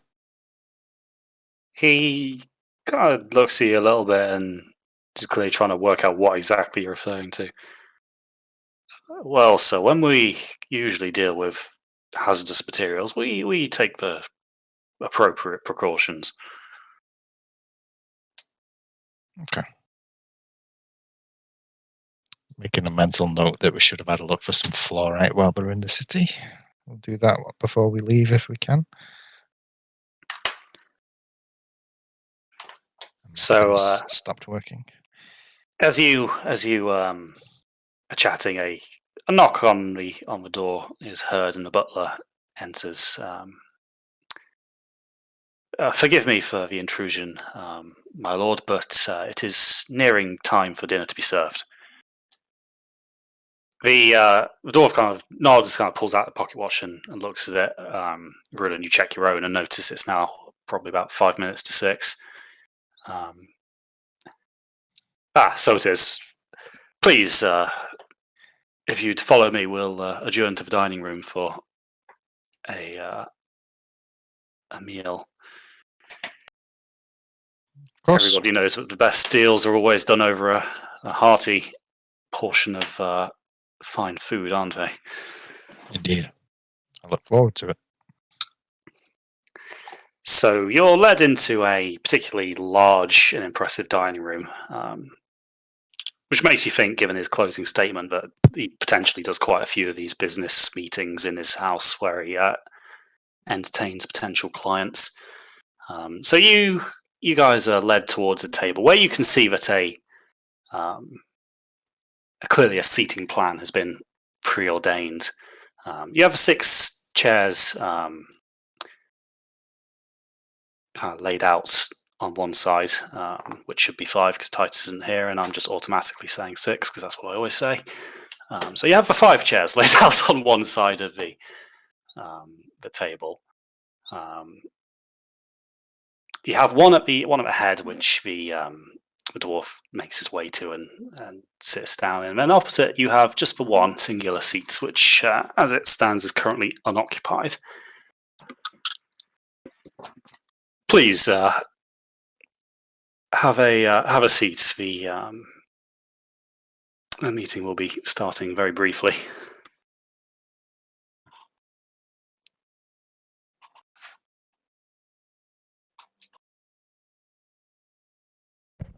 I'll take a seat. Is there names anywhere, or is it a sort of a free-for-all situation? It's a bit of a free-for-all. He does kind of gesture to that side of the table, but which order you guys sit in is very much up to you. So, Triss, you grab a seat, and the rest of you follow suit. And as this happens, a couple of waiters come out with it appears to be a bottle of white wine of some sort, and as they fill your glasses, or at least one of your glasses, you can see that there's a whole array of different sorts of cutlery here. You get quite a nice fruity aroma from it, and it's quite a sweet taste to it, quite refreshing. So, Sangria?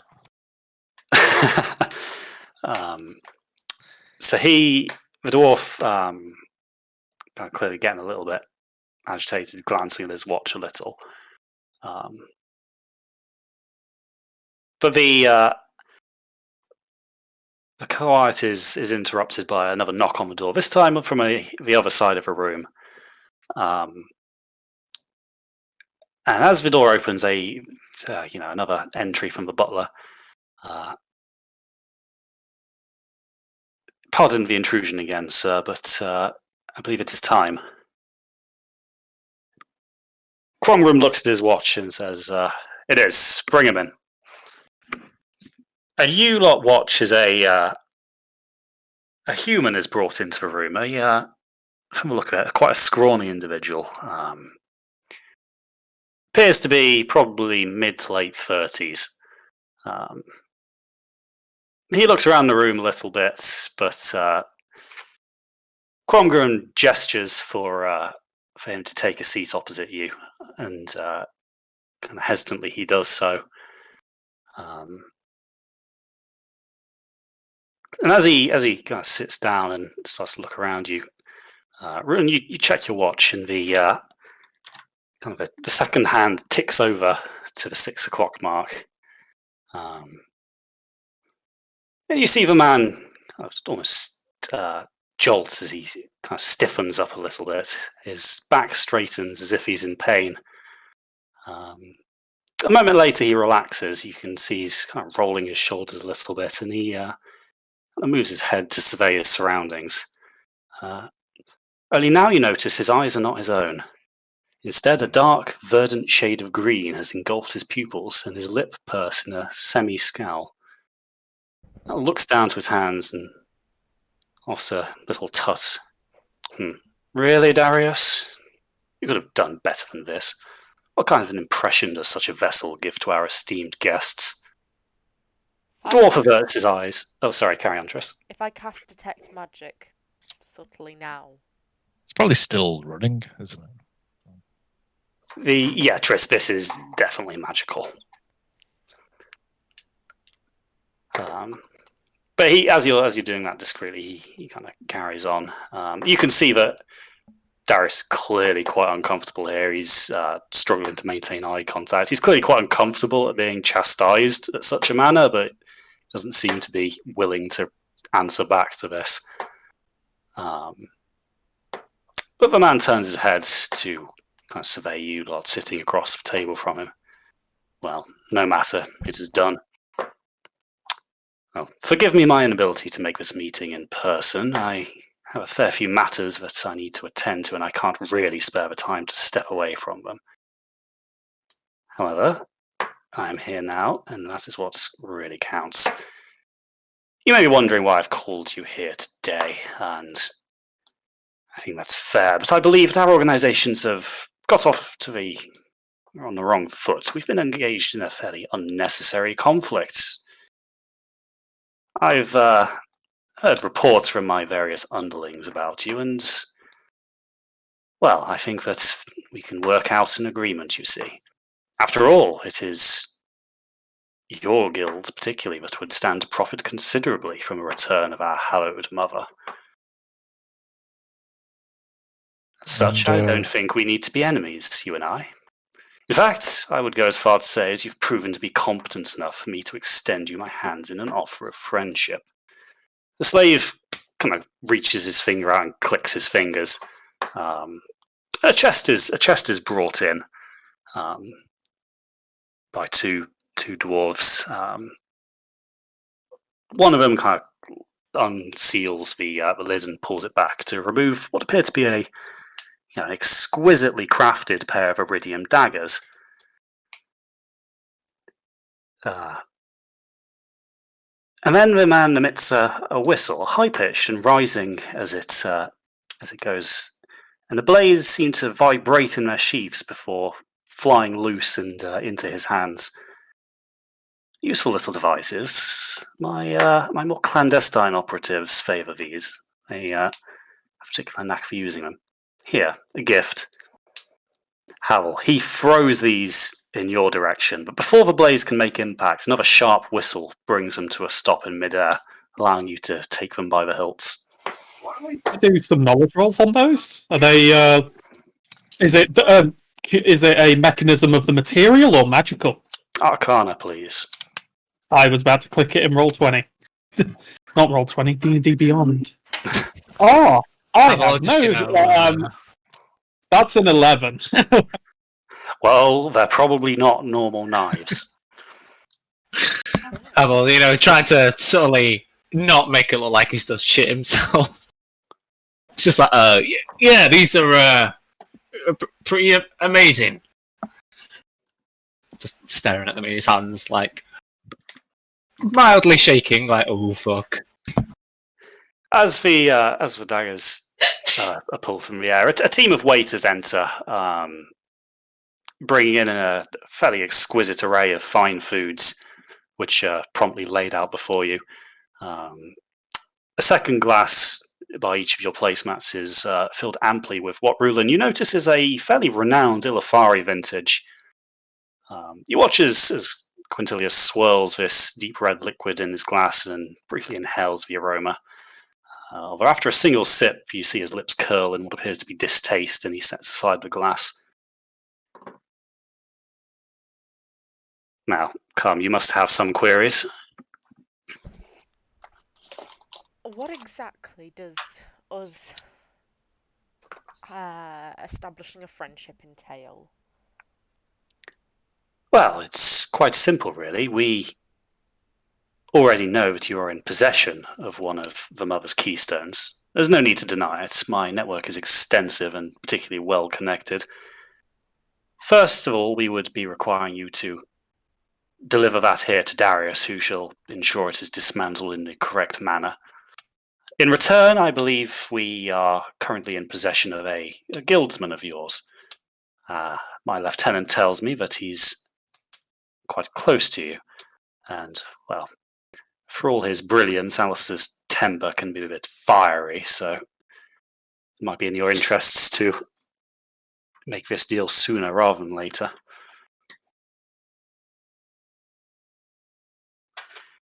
Okay, that's rather short term. And beyond that, Well, that will depend to the level of our friendship, my dear. Trust me, you stand to gain significantly more having me as an ally than you do as a foe.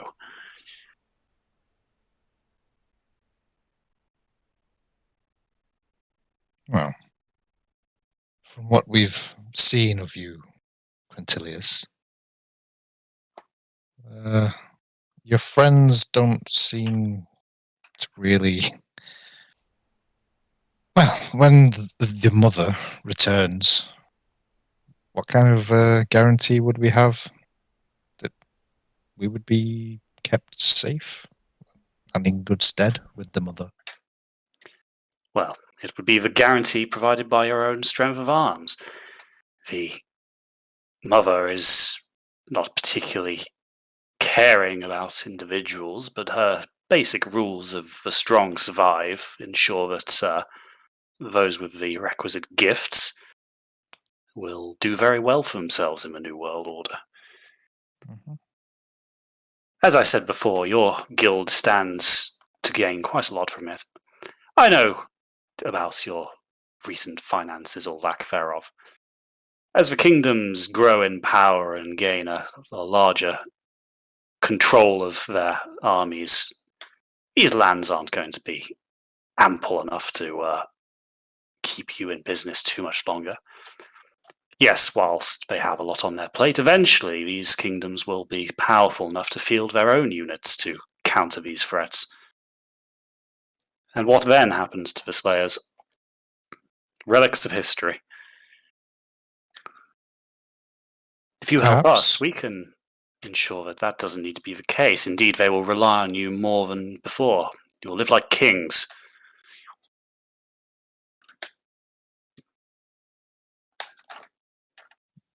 Live like kings. You would have the wealth. You could ask any price for your services.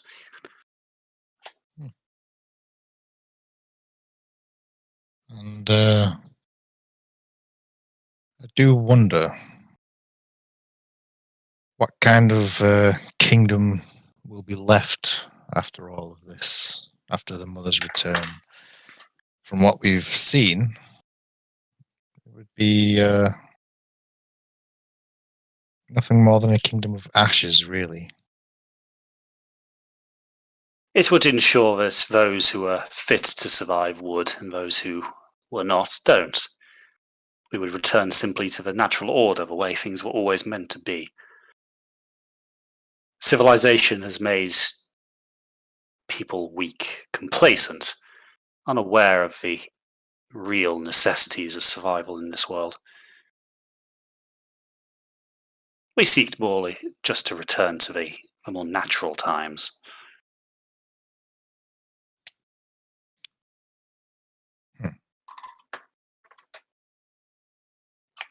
And the Tildrache, I suppose you were the only one strong enough to survive the downfall. I was the only one who listened. They were an Entire arrogant people. They thought that they had conquered nature. Well, it didn't take long for nature to conquer them.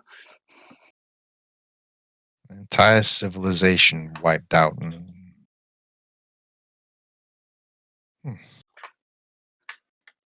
what makes you believe that the same thing wouldn't happen again? That the elves, the dwarves, the humans would all just be reduced to nothing. Sure? Well, I can't be sure. But no, these kingdoms are fledglings compared to my compatriots. They still struggle to survive. There is fight left yet in these races. That fight had long since extinguished back in the days of the old empire. That is why we must act fairly quickly, because, as I said, these kingdoms are getting a further grasp on their surroundings. Whilst they might still survive now, if we were to leave it another 300 years or so, who's to say that would still be the case? They would grow softer, more comfortable with their existences. What's wrong with that? He kind of looks at you as if you've just, as he's trying to explain this to a 5-year-old child. It goes against everything that nature stands for, the very basis of the system. The strong are the ones who survive.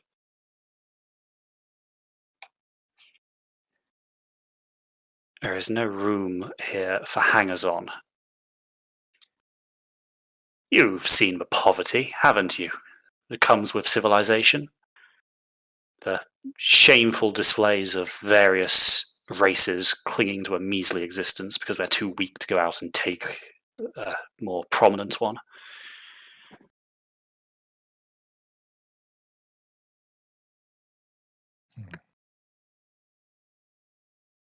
Certainly not a perfect society, but what you're suggesting would be genocide. Countless innocents, or weaklings, as you might call them. The purpose of our guild is to protect those from monsters. And Quintilius, you are the biggest monster of them all. That shows how little you truly know. There is more afoot here than I suspect you realize. Did you ever ask yourself why this is the only plane on which we have magic?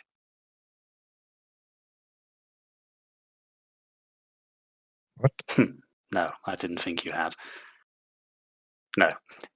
Your perspective is still young. You have not had the time to really understand the natural order like I have. I do not blame you for this. It is not something that you are at fault for. You merely have not lived as long as I have.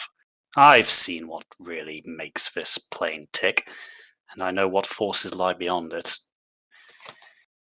There will be a time when you will probably come crawling back to me. You will need my help, and, well, I am saying we could potentially make this whole process a lot smoother if you were to simply accept my friendship now. I think that might be in our best interests.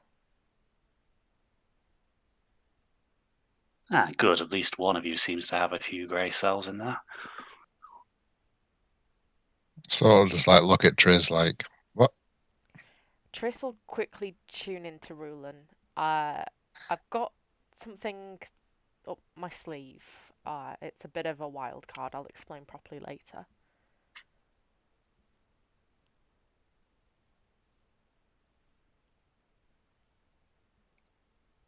So this, why is it exactly you think we would need you? You can't Because I have leave it at spent that. the last 1,000 years or so in these fledgling kingdoms building up an incredibly extensive network of informants, agents, and other agents provocateurs.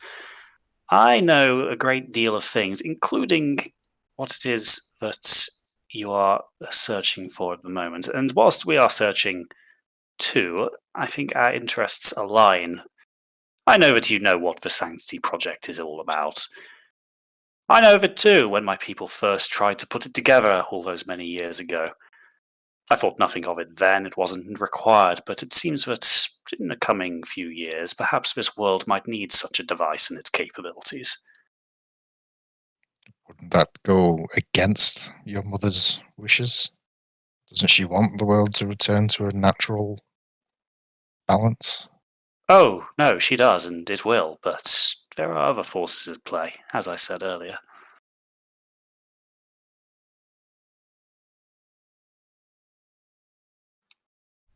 We will discuss more about that should we decide to progress our cooperative agreement, but until then, I'm not going to be revealing any more of my hand. But suffice it to say, you would probably be needing me more than I need you for now.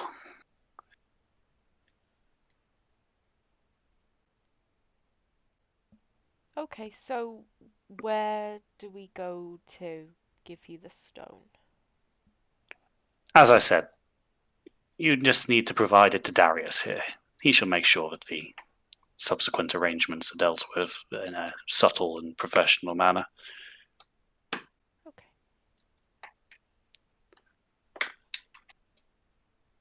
And our guildmate, he will be kept unharmed by Alistair. I know what he's like. Yes, don't you worry. He is under strict instructions to keep him alive and well. And on the receipt of word that Darius has disposed of his stone, he shall be released and set on his way with provisions and a safe writ of passage to get him through Nordhammer. And say we weren't able to give you the stone for one reason or another. Well, then I think Alistair might be quite upset. I'd say he'd be livid, actually. Are you... I'm gonna just quickly look at the others for like a confirmation that I'm okay to sort of tell him the truth. Roland will shake his head a little bit. I was thinking, the whole thing with showing hands makes me tempted to show the back of my hand, the scales on the back of my hand, and ask him about it. But I don't know. It might distract him, which, to be honest, we could probably do with right about now. Well, we've still got. Okay, well, this is metagaming a little bit, but I guess try and look at Trista tune in maybe. Okay, tune in. I have a feeling that our party would have a code for that. Like, if anyone coughs, like, she'll just radio in, like, you good? I would Yeah. assume if Triss isn't talking, she's probably flicking between people's heads to be sure that nobody's having a panicked breakdown in there. We don't necessarily need to tell him that we've lost a stone. For all he knows, we have one on us, and that gives us an advantage in any negotiation. And there are still more sites that we know of that we can obtain more stones and give us more of an advantage over. The issue is he seems to want a stone now, which we can't give him because we no longer have it. Well, there's a site not too far away from Gamor that we could potentially find one. Yeah, I've been meaning to We visit could- there. It's got a little something to do with everything else. Yeah. Well, we could tell them that we need a few days to Make our make some move. preparations. We don't have the stone with us just in case he was going to try and steal it from us, so we'll need to fetch it and then. That's a Yeah. sensible plan. Yeah. Okay. I'll turn back to Quintilius's host. For the safe return of Proc, we could part with one of the keystones. That would be wise. Darius here will see to the arrangements. It will take us a few days to fetch it here. He narrows his eyes a little bit at that, and he nods and says, smart, I probably wouldn't have brought it with me either. Well, after the frequency that Alistair throws himself into our path, we wouldn't carry such a valuable item with us. And I'll be sure to tell him that for the future. should it be necessary. Well, as I said, Darius will make the arrangements. You will give him the stone within the next few days, and I will have Alistair release Rock. Very well. Good. Well, I believe then our business here is concluded. Thank you for You see the pupils of this man just kind of fade back to a black, and he kind of just snaps awake as if somebody had been falling asleep, kind of catches themselves at the last minute. As it's he happening. Looks, I was he just looks. Oh. Carry on, Jace. I was just gonna say, didn't ask about the fucking daggers. What were they again? Just so I can add them to my. So they're iridium daggers of returning. Alright, okay. Brilliant. Thank you. So this guy kind of snaps almost as if he'd kind of just been falling asleep and catches himself, but looking around, he kind of sees the plate of food in front of him, but Quintilius had really not touched. He was merely just kind of toying with it, clearly not to his tastes. This human just kind of doesn't even go for a cutlery. He just starts grabbing food and just wolfing it down. He was a scrawny fellow anyway. You suspect that he's probably not the best kept slave in the city. Well, this doesn't seem to bother Darius too much. He leaves him to it. But he turns to you and says, "Well, you heard our friend here. I'll be ready to make the necessary arrangements once you have the asset." Has Quintilius left yet? Yeah, he's gone. Yes. Probably best to keep the my Tilgrave scales to myself for now. Oh shit! So what's the process? I fucking told you guys. I fucking told you guys early in the campaign. I went, Quintilius is fucking trouble. You guys are like, we gotta show this thing. Fucking bitches. I don't think we've ever not thought that Quintilius wasn't trouble. Yeah, I was fairly sure we've the never- consensus was that you weren't going to trust him at all. Yeah. Considering that we basically just don't seem to trust anybody as well, we've kind of made a habit out of it. It's because there's no one good in this world. Titus is the one true good.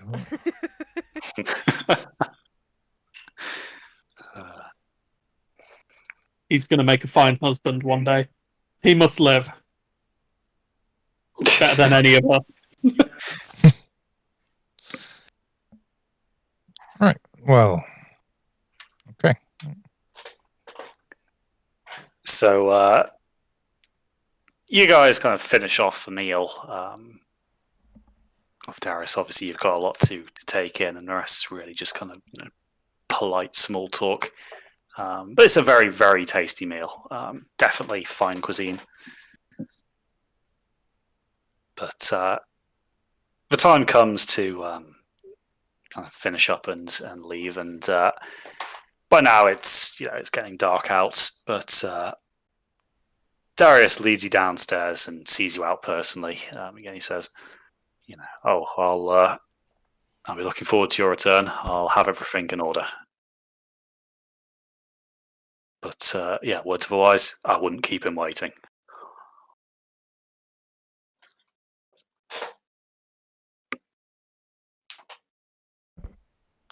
Okay, let's head back to the tavern. Sure. So now that night has fallen, the city has gotten a bit of a quieter feel to it. The smithies seem to be quietening down for the night, although you can still see a fairly bright orange glow coming from lower by the walls. Clearly, these foundries are going to stay hot for a while. If not all night, it's quite expensive to get them going again from cold. But it's at least quieter. The din of hammers is much reduced. But the tavern, inversely, is actually busy as you get in. You can see quite a few again, kind of working types are taking advantage of its draft beer. But your room is obviously upstairs and gives you that privacy that you probably are after.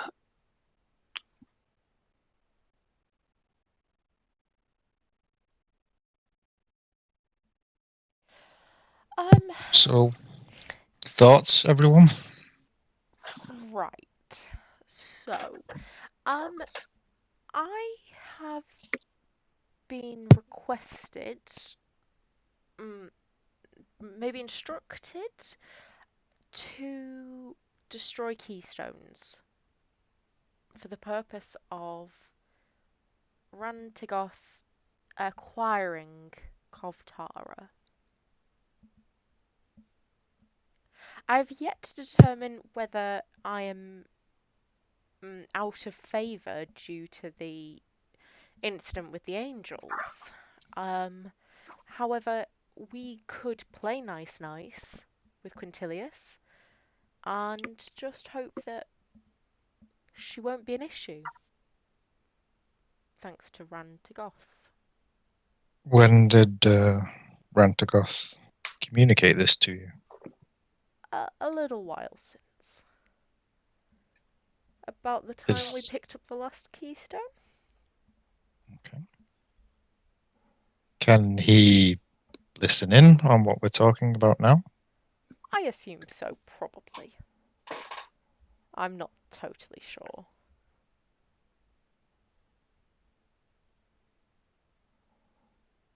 Could you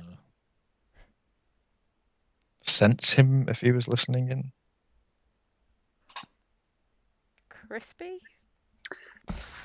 Not particularly. It's the thing with eldritch beings is it's kind of hard to judge their.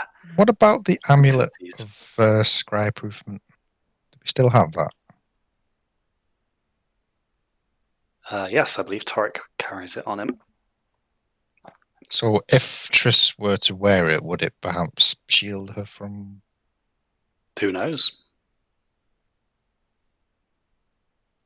Okay, I think it's time to put cards on the table. Also, in addition, with that knowledge, I believe he also was interested in us going to see the Tildrache site slightly to our southwest. Okay. Tarek, can I borrow the amulet? Astro roll.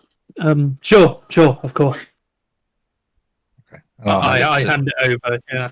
Well, I'll hand it to Triss then, I guess, and ask her to put it on. Sorry, it's kind of gross. I've been wearing it. Why is it sticky? Yeah, but that's the soup. Christ. Torek offers no further explanation, and indeed you require none. Alright, I'll pop on the amulet. Okay. Then I'll pull out my journal from my pack. Mm-hmm. I've been doing some research of my own that I haven't informed you all of. Oh. Do you remember when we went to the Imperial Library, Torek, and you there was a rather strange absence of a certain tome that looked like it had been removed recently? Oh, yes? Well, it was me. I removed it.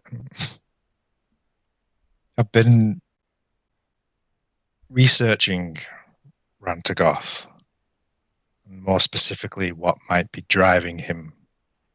As it seems that, well, his involvement and Kovtara doesn't seem to be all completely unrelated. That perhaps there was some kind of, I don't know. Anyway, The way it was worded to me was that she would become an acquisition.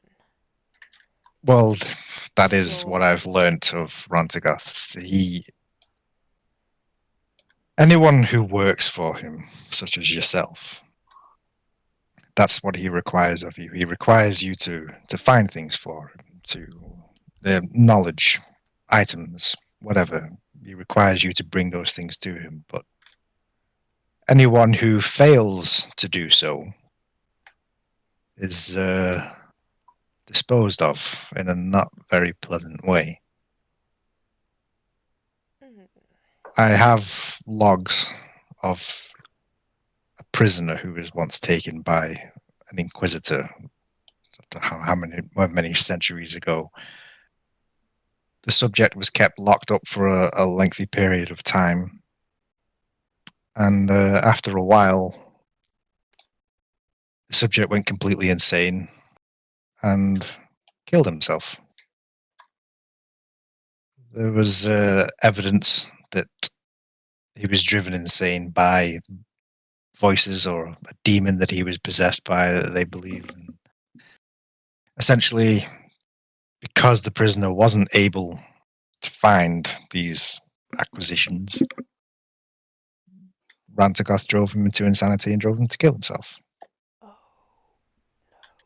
So you, huge Triss, mistake. are essentially under a contract with Rantagoth. And if you don't do what he tells you, if you don't bring him what he asks, you'll go crazy and kill yourself. Okay, so working with Quintilius really is in my best interest at this stage. I don't know how much damage I've already done, but it's whether I, the rest of you are able to go along with this as well. well, I was thinking perhaps there might be other ways to go about this where we don't have to have you kill yourself, and we also don't have to give Quintilius everything he wants and bring about the destruction of civilization as we know it. I We am could very open to those ideas. Throw them at me. we could find a way to exercise you, or find something else that Rantagoth might be interested in acquiring that wouldn't result in Kaftara returning to the world. And, well, to be honest, this Rantagoth, his motivations aren't ever really identified from what I've seen. He doesn't necessarily want to rule the world. He just requires more information. So if we can get that information to him in a way that doesn't result in Kaftara being freed and destroying everything, if there's a way that we could free Kaftara and also have Kaftara captured in the same moment, before she has a chance to destroy everything. Maybe we need to talk to Rantagath somehow and figure This is that out. insane. This is... James, the captain of the paper. Why did you keep this from us? Is Well, that directed at myself none or of at it. Rulden? None of it's exactly clear, and I wasn't sure. Well, I'm putting a lot of this together myself. I mean, I've only found bits and pieces of information here and there. Only explains Rantagoth as being this gatherer of information. There's no real motivation that's explained behind it all. Well, it's He's because he's always perhaps existed. an unknowable being. Who knows what he'll use that information for? Who knows? Maybe he's planning some kind of invasion. Well, that's why I kept it secret. I didn't know if he was listening through Triss. I didn't want to If he tip our wanted to hand. invade, I think he could invade. I would imagine it wouldn't be too hard. At least not for him. You didn't share those dreams I had. there's still more research that we can do, perhaps. I was actually thinking that we could put Darius to work. Maybe he could find the information for us. He is an acquirer of sorts. It's possible. I also think it would be worth us going to this ruin and seeing what it is that's directing us there, or what it is that's directing me there. Okay. In case that gives us any more ideas. That's fair. It stalls Quintilius and gives us some options. I have no idea about undoing Rantigoth's hold on me. I couldn't even begin to imagine how we'd go about that. Maybe it's not a case of undoing it, but rather just getting some assurances that he's not just going to dispose of you. I mean, your abilities have proven useful to us. I don't know that we'd want to lose it. Yeah. But rather just better understand what exactly it is he wants in the end, maybe. If we even can understand the motivations of a being such as Rantagoth. It may simply just be a collector, you know? Maybe there is no greater purpose to it than he just wants to add Kovtara to his collection.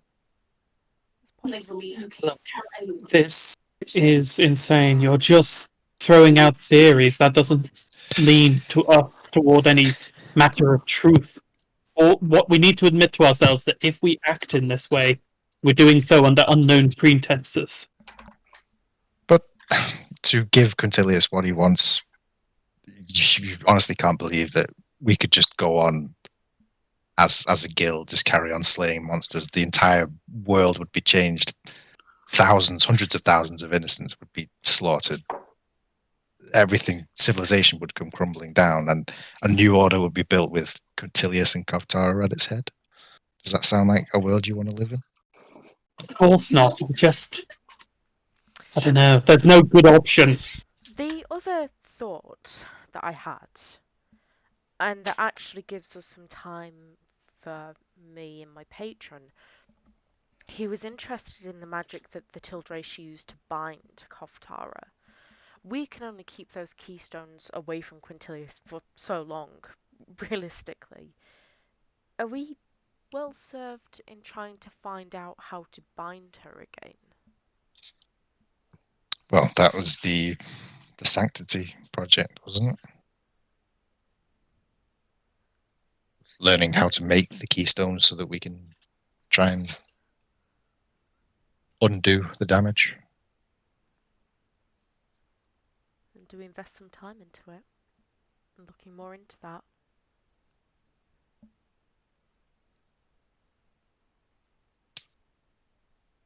Yes, as it stands, the plans that Torek have are merely one part of what appears to be a larger puzzle. Much like a certain box I once knew. Okay. We'll work on that as well then. At the end of the day, going through these Tildrace sites eventually, maybe we'll find some more. Maybe.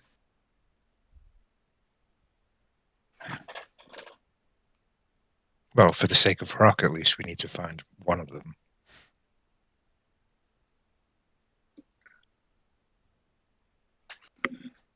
Okay. We can't just leave him to die at Alistair's hands, of all people.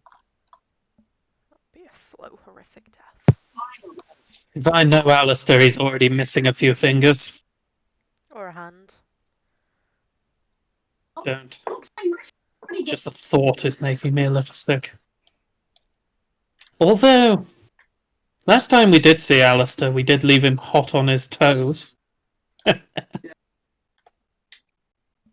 We just drive her out to the desert and drop her A off. fact I'm sure he remembers very well. Yes, yeah. I mean, turnabout's fair play when it comes to torturous intent. What was it again? Turnabout is all good, fam, I believe. Yeah. Toric's own immortal words.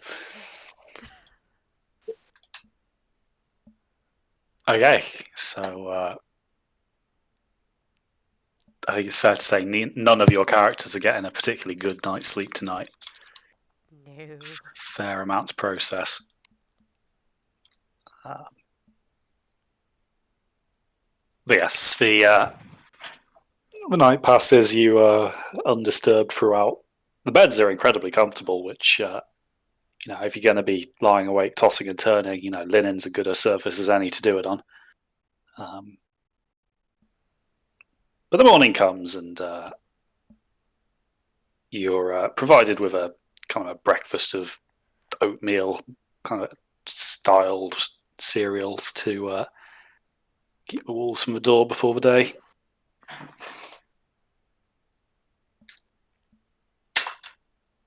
All right. Southwest. Head for the next site. Yeah. Okay, so it's a What do similar you, process. I was going to say, what do you estimate, Crispy, like how much time it'll take to get through? To the site near Gamor. Well, I just mean like in terms of real time, like might need to finish a bit earlier tonight. That's all. I reckon we'll probably not need as much time. Probably maybe another half hour, 45 minutes, depending. All right. Okay. Cool. Yeah. If that even. As I said, depends. But yes, Depends on if we choose to attack a bunch of bandits head on or another one of those purple snakes, maybe. Yeah. How do you guys feel about that? We'll not reveal too much, but it's a similar process getting out of Gamor as it is getting in. It requires a fairly nerve-rattling ride down the side of a mountain on this platform. Although for all its clunks and jolts, it seems to be a fairly reliable system. The platform returns you safely to the plane, and you guys set off. So the actual trip isn't so bad. The roads are still okay for most of the way, and by the time you take a kind of a bit of a cross-country detour, it's probably getting on for about 4 o'clock in the evening.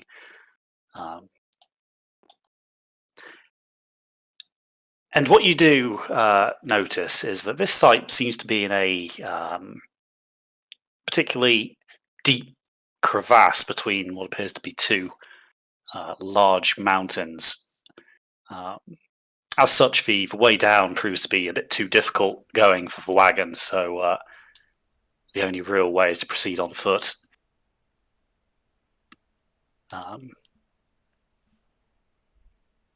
But the nice news is the shadows of the mountain do kind of keep the sun off your off the backs of your necks as you travel down into this valley.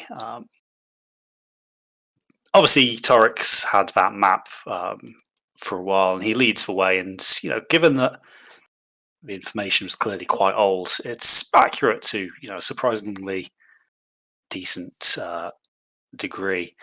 And after only another hour of trying to work your way down to this valley floor, you find the opening to what appears to be a cave entrance. The only thing giving it away is a, by now, familiar style of architectural pillar slightly within the entrance.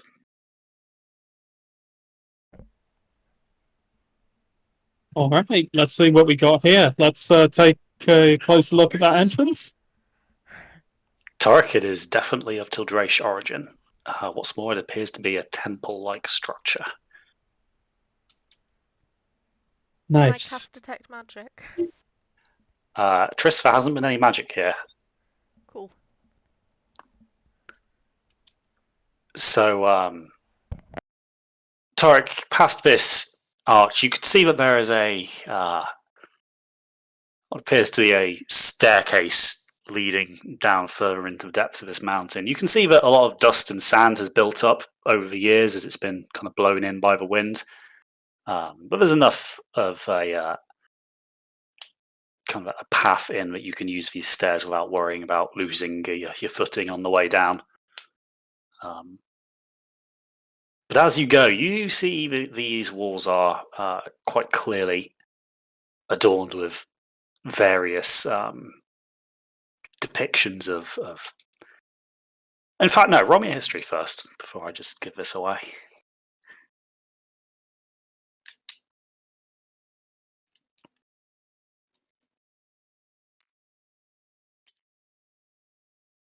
$28. Okay, so you can see that these depictions clearly show ritualistic behaviors of the Tildrashi priesthood. Obviously, the winds and the weather have taken a bit of toll on them, and a few places are kind of worn a bit smoother, so that you can't really get the full picture. But it seems that this was a site of fairly significant importance to the priesthood of Tildrash, and you can see evidence of various sacrifices of livestock taking place deeper within this temple. Interesting. So this might be maybe the oldest Tildrashi ruin we've seen thus far, if it's got animalistic sacrifice. All the other ones pertain to them being quite an advanced species. You get that impression. Awesome. Very, very good. Well, anyone got anything they want to do before we go in?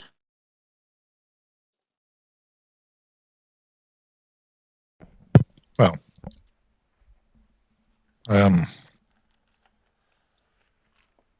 there's no magic detected, so maybe there's no traps, but perhaps we should just be aware as we go in.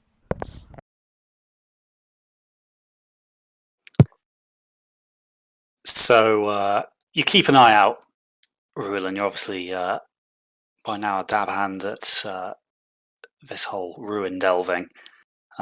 So you're looking out for the obvious signs, the kind of uneven cobblestoning, the potential locations where tripwires may or may not be located. But as you kind of cautiously walk down, you don't encounter anything that looks out of place. It looks like this particular ruin here seems to have actually survived reasonably well. You imagine that's probably due to being buried away from the worst of the elements. Now you're past the initial entrance. Clearly, the wind has lost its power to really erode these artificial surfaces. So as you go down, you find yourself entering into what appears to be a much larger chamber,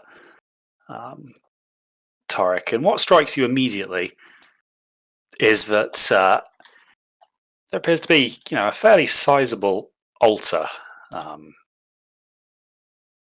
in the center of all this. However, the altar is somewhat dwarfed by the gaping crevasse in front of it. The stone just seems to drop away into just inky black darkness.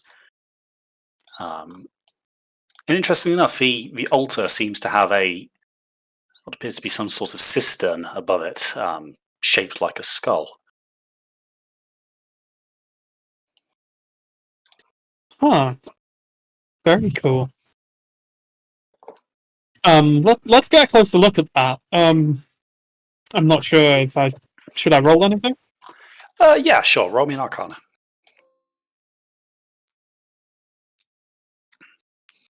$14? So you look at the altar of a cistern and the kind of platform over this abyss, and you can kind of piece together that at some point this was a site of these rituals depicted in the carvings. Although you can't detect any, overtly magical entities or artifacts around the immediate area. But you do notice more of those depictions seeming to be describing, the process of one of these rituals. Ooh, go on. It's a set of instructions, and if somebody in your party might know how to transcribe a ritual into their book, maybe it would be useful. Hi, how you doing? Which one of you? She just turns around. Which one of you can ritual cast? Yeah, that would be me, Tarek. Okay, I'll quickly reread the text and see if we need any animals for this ritual. So, as it happens, animals no, but you are going to need what the ritualistic text refers to as a source of magic. However, from the carvings, you very much imply or infer that is definitely blood.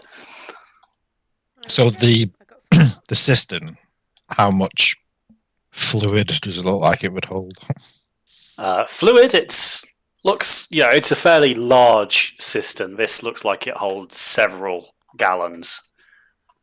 But the ritual actually calls for the blood not to go into the cistern, but into the altar. Oh, okay. The space in the altar, how big does that look? Like a small bowl, Okay. not massive. Can I transcribe the ritual and then I'll have a look at doing it? Sure. Am I So the getting rest dodgy of it. vibes as well? Well, it depends on how you feel about blood sacrifices, I suppose. But Patron-related dodgy vibes. nothing yet. The temple is empty, and you get no feeling of anything ill toward.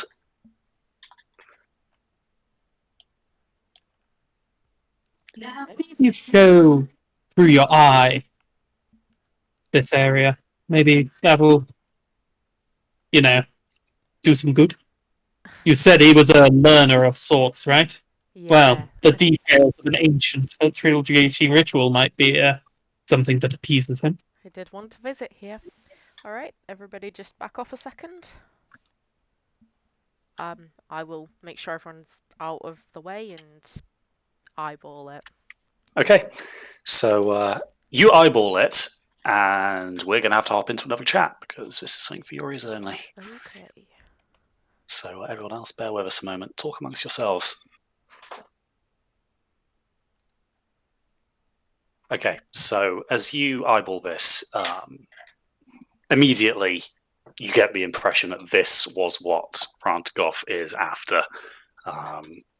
You get like a high that would probably be the equivalent of what Torek feels when he takes his crack. Mm-hmm. Your patron wants you to go ahead with this ritual. He wants that very much, and he will give you incredible rewards if you go ahead with it. Like, we're talking very powerful rewards. Okay. Oh shit. Did I have any idea what that ritual was going to result in? Roll me an Arcana, because it's something your patron is telling you, but you might be able to figure it out.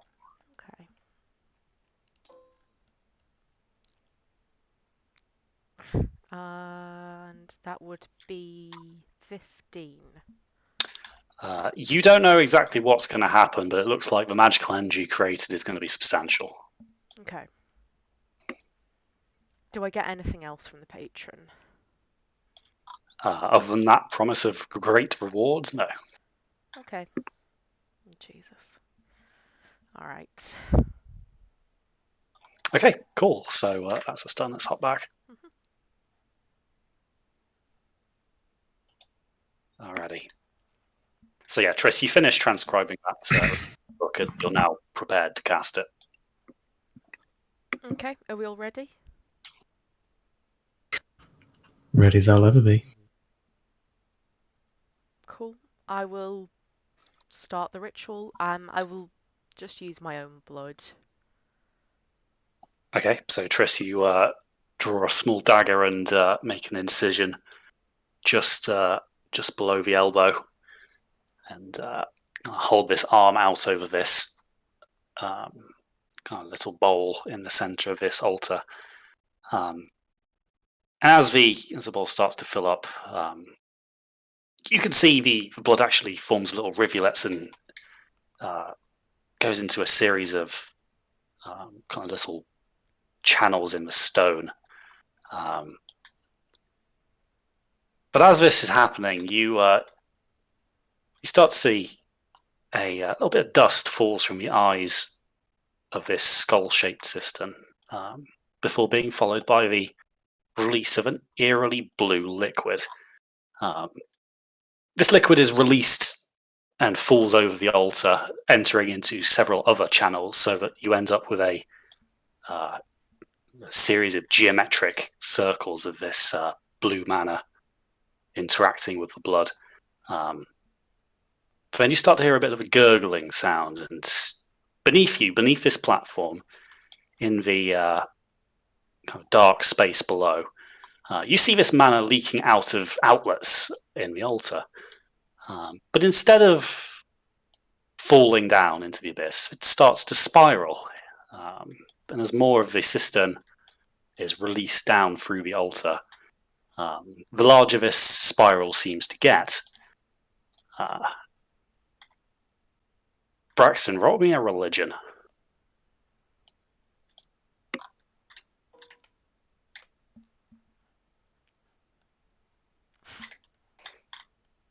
Uh-oh.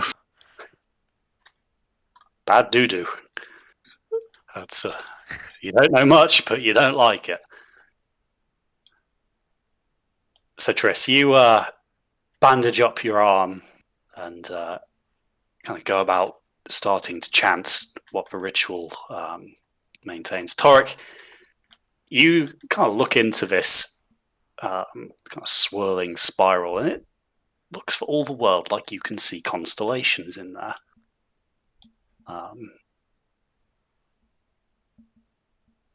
Rob your perception, Torek. Will do. I'm also going to be noting these down. 11. 11.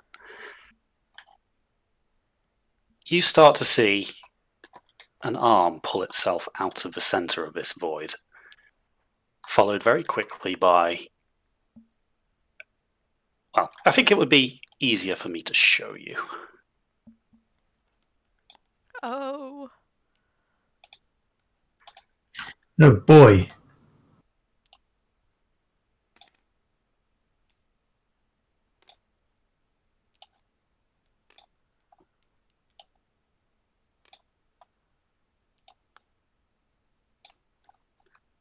So,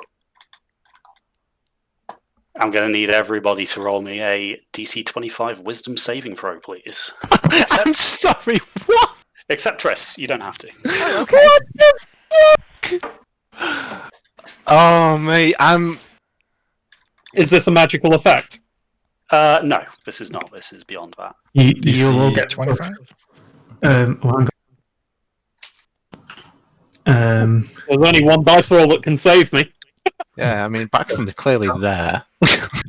how far is He was a lot closer. Sorry, I should probably turn on grid projection for this. Give me a moment. Yeah. Whoever is within 10 foot, you get a +5. So that'll be, I'm guessing, definitely rolling. Sorry, Tris. Oh, you don't need to make it anyway. Oh yeah, she's fine. Yeah, Give me 1 second. Let me. what was the... Oh, 25 yeah. for DC, so that's not going to do it, I'm afraid. That stopped on 17 and then just went on to 1. I haven't had very good rolls today. That's 2 nat ones in a row. I know. I was going to say what was the stat we're rolling for, but it doesn't even matter. You see, the thing is, unless I get a 20, it doesn't fucking matter. So. Even with the additional +5. Yeah. Oh no! It landed on 20 and then rolled. That's the problem with the 20. There are so many low numbers near it. As you know. It literally hit 20 and I was like, fucking mint, and it went, nah. Okay, Triss, you kind of obviously have still been bandaging your arm, but you turn around when you kind of hear the sound of plate mail hitting stone. I do it rolling sushi tonight. And you see your party I'm the police examining. laying across the temple floor, foaming at the mouth. They appear to be alive, but their reality seems to have just been shut down around them. You try tuning in, but all you get is radio static. Oh, sorry. Does this count as a spell or an attack?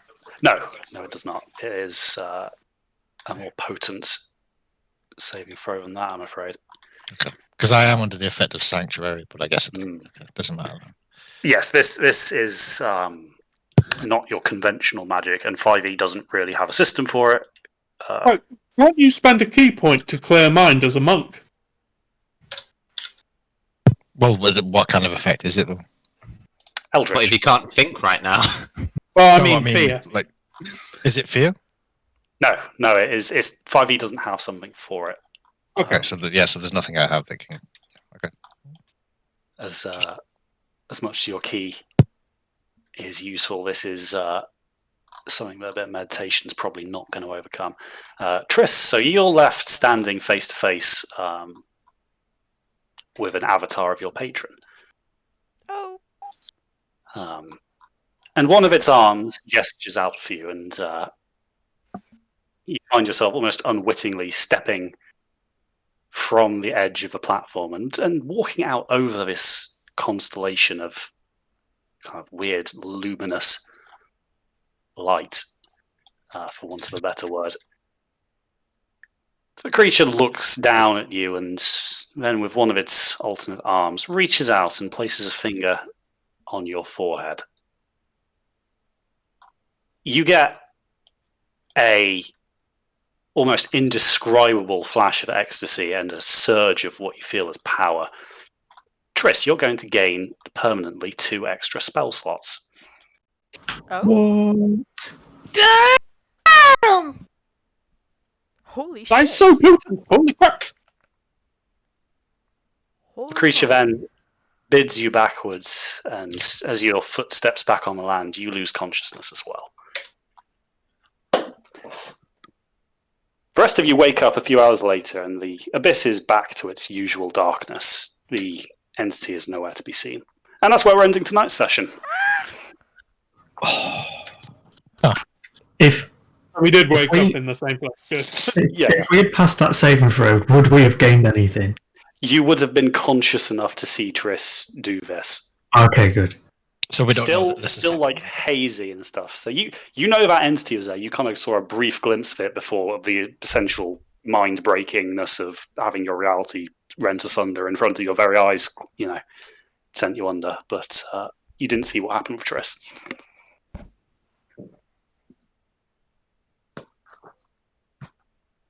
So I'll leave that for next session for her to fill you in. Well, shit. Wow. So Shaz really picked a big session to miss, huh? I know, I got to miss out I know, on yeah. fucking creature from the void. It was just missing. It was just missing those reactions where Charlie goes, "What? What?" He will have to watch this video with a matter of urgency. Yeah.